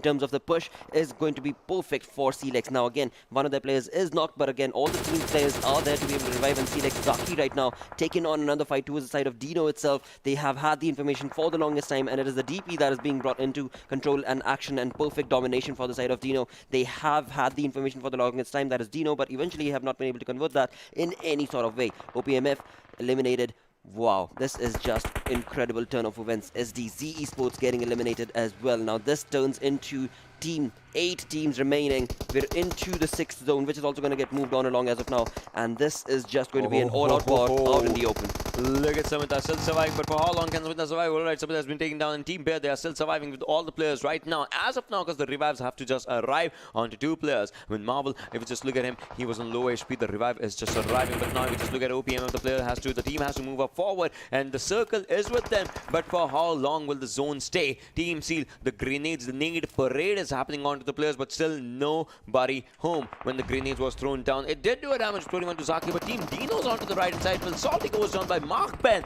MAKPEN still surviving somehow. They have 5 points, and they want to be the part of the fights. Exactly, they certainly do. With that, DENO is not looking too good. They've only left with a two-man army as of now, and this is going to be an all-out war because they are at the receiving end, not only from the side of Clex, but OPMF is also there, alongside which it is, of course, SDC that is going to be bringing in that early domination towards the side of DENO. Now, with that, you move towards the other side. It is MAKPEN, all four lads still alive. DENO Ghosty has given away a lot of information as he made that rush in towards the side of OPMF because, again, if SDC or MAKPEN want to be able to convert that situation, they probably and should be able to do so. Seal right now are looking really good in terms of control. They have had all four players alive and have slowly and steadily been progressing along on these ridges and are bringing domination from left, right and center for all the teams around them. As of now, yes, this is happening, but right now all we can see and say is we are down to 7 teams, and slowly and steadily the players are trying to move forward with themselves, with everything. Team Seal, they are still out there. Ghosty goes down. Fantastic is still surviving, but for how long can he survive when his location is compromised? SDMZ can take him down from the back end side. He is trying to take a fight on the front end side, so that is just something but fantastic. He's still, by a miracle, still somehow surviving. Taco goes down. Seal Baron has 5 kills. He's on a rampage right now, and now Seal Baron wants to move up forward. And that's the brilliancy of this player. Look at him. He's going to go for the 6th kill as well. He's just trying to go for it. Low on HP. All right, well, Wally does the job, and Seal Baron, talking about this one, he's a dedicated sniper. Still is always on a rampage when Team Seal is on a roll, and Team Seal, they want this game to go this way, because if you just talk about this one, they want more and more kill points to just come to their way. But right now they are in a lot of trouble, because the thing is, the team is at the first position already. They just want to create a big bridge between first and the second and first and third and all those things, so that no team just comes really close to them. Team Seal's Wally's out there. Baron as well needs up a revive, but OPMF Axiom sounds like he might have some other plans if he just uses a throwable or something. Exactly. For now, OPMF are certainly bringing that into their favor, and with that, of course, you talk about Bear. That is another team that is alive with 5 kills to that lad's name. MAKPEN, as of now in this early contestation or late game contestation, we're looking at being very, very quiet. They have themselves separated and fanned out as they wait for these teams to just complete that war, because MAKPEN is going to be wanting to just bring in those third parties. As of now, we're looking at MAKPEN moving on towards the side of WMG, and it's probably going to be able to convert that into their favor. But SDZ, they did know that MAKPEN made that rotation and have now moved on towards MAKPEN, and they are open firing from every direction. SDZ is only 2-man squad from what we know, and that is also going to be really crucial for them to keep that information to themselves and not fan that approach out, because there are so many other teams that are around SDZ that could very easily bring them down. For the side of OPMF, the small little crater is working perfectly in their favor. All the other teams are, of course, just stuck with smoke walls that are going to be providing that sort of cover as well as support, but eventually OPMF have the better advantage because of that crater for now. We are down to 5 teams, ladies and gentlemen, boys and girls, and as we can see the fights that are just happening out here, some teams might have to look forward to one thing, and that is how to get inside the circle, because the zone is something, one of the most important things out there. Down to 4 teams. Well, if we just talk about this one, Miramar is looking really good as he's on domination with 3 kills. MAKPEN, OPMF team, Bear and SDMZ, sounds like it that they have decent number of players for themselves. Team Seal Esports, they do get eliminated with 10 kills onto them, so that's a really, really good thing. But now it comes out to the fight of top 3. If MAKPEN wins this one, they will try to contest top 3 for themselves. SDMZ is out there. OPMF, look at this. Morin needs up a revive somehow. 7 circle just closing in, and OPMF Shego goes down. SDMZ move is still surviving, but for how long can he survive? He has no kill. Team has 3 kills, but one good grenade could actually just change the fate of the team. Exactly. SDC certainly only 1 man remaining, but is certainly bringing in a lot of aggression towards the side of the team that we just noticed, OPMF, and eventually is going to be able to convert those into kills is what we shall wait to see. But we talk about Bear. Bear has just perfect annihilation. Marvelous control coming in from Marvel indeed, and he's able to bring down the team of OPMF, and eventually, now these leads to 3 teams remaining, where indeed SDZ is only a 1-man army, MAKPEN have 3 men remaining, and Bear has 13 kills. Think about the number. Yep. They have 13 kills. They can increase that number to a lot more. Well, the grenade has been popped up. It was being cooked down. It just throws down 1 pointer maybe. It was out there, but just was onto the sidelines as it did not do anything. Now talk about Team Bear. All the players surviving. They are on the hunt. Bear claws, bear hugs, everything being thrown out onto the opponents. Let's talk about this one. Marvel again trying to create a good off angle right onto the opponents. And MAKPEN, talking about this team, they have the players definitely, but do they have the game? Exactly. They've got a very fanned out approach as of now that is coming in from the side of Bear indeed, but in doing so, it is MAKPEN who has just been after SDZ's last player and is going to be able to bring that down, but doing so has resulted in, of course, getting a bit more information towards the side of Bear. The damage was done on Nariman though. His 65 damage was done on him, but then, staying close was one thing that happened, and Nariman will now Erangel to actually try and take the place down, but no, Bear Prince has been taken on, making the 3v3 affair right now. Bear Prince is still doing enemies there. I'm pretty sure he was doing enemies there. He goes down. Bear Marvel. Alright, the kill was out there. MAKPEN players are also going down. You can see Pelzang has been taken down, but Marvel goes on. Can MAKPEN get this game? It's a 2v2 affair. Onto their side, Momo spots one down, but no! Pasta surviving, but for how long can Pasta survive when it's one final player? They're spotting on each other. MAKPEN, fourth chicken dinner for this team. Wow, what a play. What a day this has been for MAKPEN. They started off with a chicken dinner and have closed on with a chicken dinner as well. And with that, they are on the overall ranking on the third with 11 total kills. 26 points is what they walk away with, and beautiful turnover wins with 2297 damage dealt throughout that game. Beautiful turnover wins, of course, it is for MAKPEN. They have been just chicken dinner. Who could have thought of this way, right? Cool. So we were talking about this one. Me and Johnny were having a conversation. Right. Second day's first game, MAKPEN chicken dinner. Third day's first game, MAKPEN chicken dinner. Exactly. 4 days first game, MAKPEN chicken dinner today. Yep. And then today's last game as well. So with this one, they would like to cement themselves in the top 3. But the thing is, the competition is still not over. Tomorrow's 4 games, they are still out there. Plus, only 2 teams move forward. So true. And again, with that, we talk about the MVP from this game. It is going to be Bear Marvel with 7 kills, 903 damage dealt, 1 assist, and 272 healing done overall. But again, you talk about those top players. He certainly is there. He had a marvelous approach in that final circle. But top players list is going to be a very sided approach, I think, because so many of these lads, you talk about Bear, you talk about MAKPEN, they were all dominating. Yeah, they were definitely dominating just out there, but we'll be seeing that obviously in the top players list. Which players were out there, which player was the one that would be a dark horse in that name and something. So I would love to see where the top players list just comes down. But talking about that one only, Baron was out there, 5 kills. MAKPEN, Momo, and MAKPEN Pelzang. Well, the damage was low on Pelzang's side, but damage on Momo just balances out everything. Absolutely, with 711 damage dealt from the side of Momo indeed. And talk about Seal Baron, he got 5 kills with 764 damage in the least survival time amongst all those 4 lads of only 23 average. But with that, we talk about this match's play. It was, of course, MAKPEN who got the chicken dinner, second chicken dinner for the day, and with that, Bear with 13 kills and 25 points. Well, Team Bear, exactly, those 25 points were out. There was a close affair as well, like talking about that, right? 26-25, and then 16 coming for Seal Esports. Still, the team did good. Like we were talking about, the top position. They have that for themselves. Like nothing taken away from the team. Exactly, and talk about the 11th position holder as of now, NoChance. They were not able to convert this game into their favor. 187 Esports. They did take up that fight, but again were left down to only a 2-man squad, and that 2-man army were not able to survive for the longest time. Yeah, that is true. But talking about, all the things as we will be moving up forward to see the damage to come as well. We will be seeing that to see where the players, where the teams have done the most of the catastrophe. Talk about this, NoChance. They did eliminate. They were the ones who get eliminated early, but still they had 800 plus, like almost like touching 900 damage number. That's brilliant. That is certainly so very OG indeed, and with that they also managed to get 2 kills. But talk about MAKPEN leading that chart with 2297 damage dealt throughout the game and 11 confirmed kills. That is just gorgeous to be able to see. Seal also very, very close right there with 2008 damage dealt and 10 kills confirmed. Yeah, all the players, all the teams were doing brilliant for themselves. But if we just talk about this, there were so many good movements that just came out of this particular match. Talking about the open circles and all those things. Exactly. With that, of course, when you talk about those moments, it is, of course, moving down towards the OPPO moments themselves, which is, of course, going to be crucial. And, of course, when you move on away from that 3rd to the 4th circle itself, there were so many teams getting eliminated. So many of them just coming on one after the other, just getting knocked dead, placed on dead.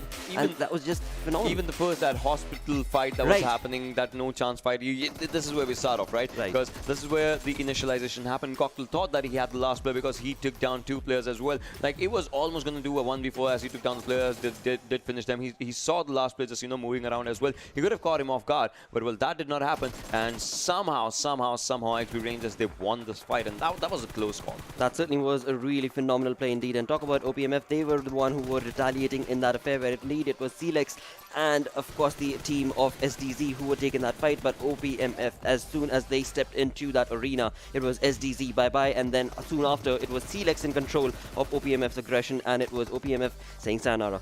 Yeah, that did just happen. But talking about the open circles, playing open circles is kind of tricky, right? Because you don't have much cover. Because look at this, there are trees and all, but not a lot of trees are pretty close to you in the proximity. And given the circle was out in the open, all you could do is try and make a one with the nature. Because if there are vehicles, they give away your location. If there are smoke grenades, they give away your location. So those things kind of just it just becomes difficult and tricky. But Team Bear, they started off good. They had really brilliant fights, but somehow obviously MAKPEN got the best out of everything. Exactly, MAKPEN, they were just so very quiet when all those fights were going on between OPMF, Bear, and on the other side was Clex.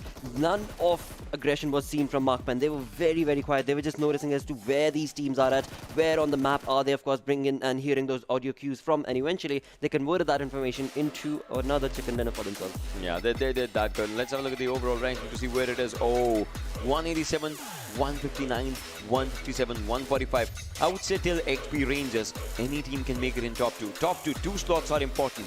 NRC, the team that was holding the first position, they have been dropped down. If we just talk about this one, because NRC had a really good start right off the bat on the first day, but now they have been dropped down. But MAKPEN and Team Bear, 2 points. 2 points difference, like 3, call it 3, because obviously they have to be in the top 2. So if we just talk about this, tomorrow is going to be something different. Exactly, I mean, MAKPEN with 4 chicken dinners, they of course ought to be able to convert this in tomorrow's day into their favor, but eventually all the other teams also are showcasing some wonderful plays, and that does make the competition that much more fierce when you talk about it altogether. But indeed, I mean, in that you could very well see tomorrow being another NoChance day altogether, or another team perhaps could come on stronger and bring in that domination in 3 or maybe even 4 games back to back to back. Probably that's just one thing. We're talking about NoChance. You can see that's the last team that touches the triple digits marker right now. Then comes down on to double digits SDC, Max Legends, OPMF, DENO 187. I mean, these teams, if they have to fight for anything tomorrow,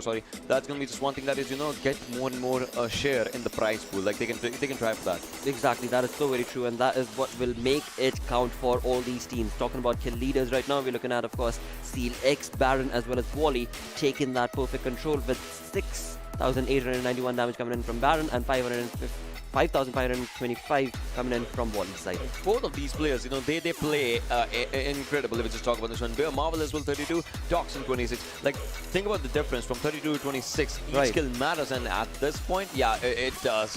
Wow, that is just perfect play coming in from the side of course, Bear as well as Seal. So let's actually have a look at the head-to-head between these two teams as well, and talk about, well, wow.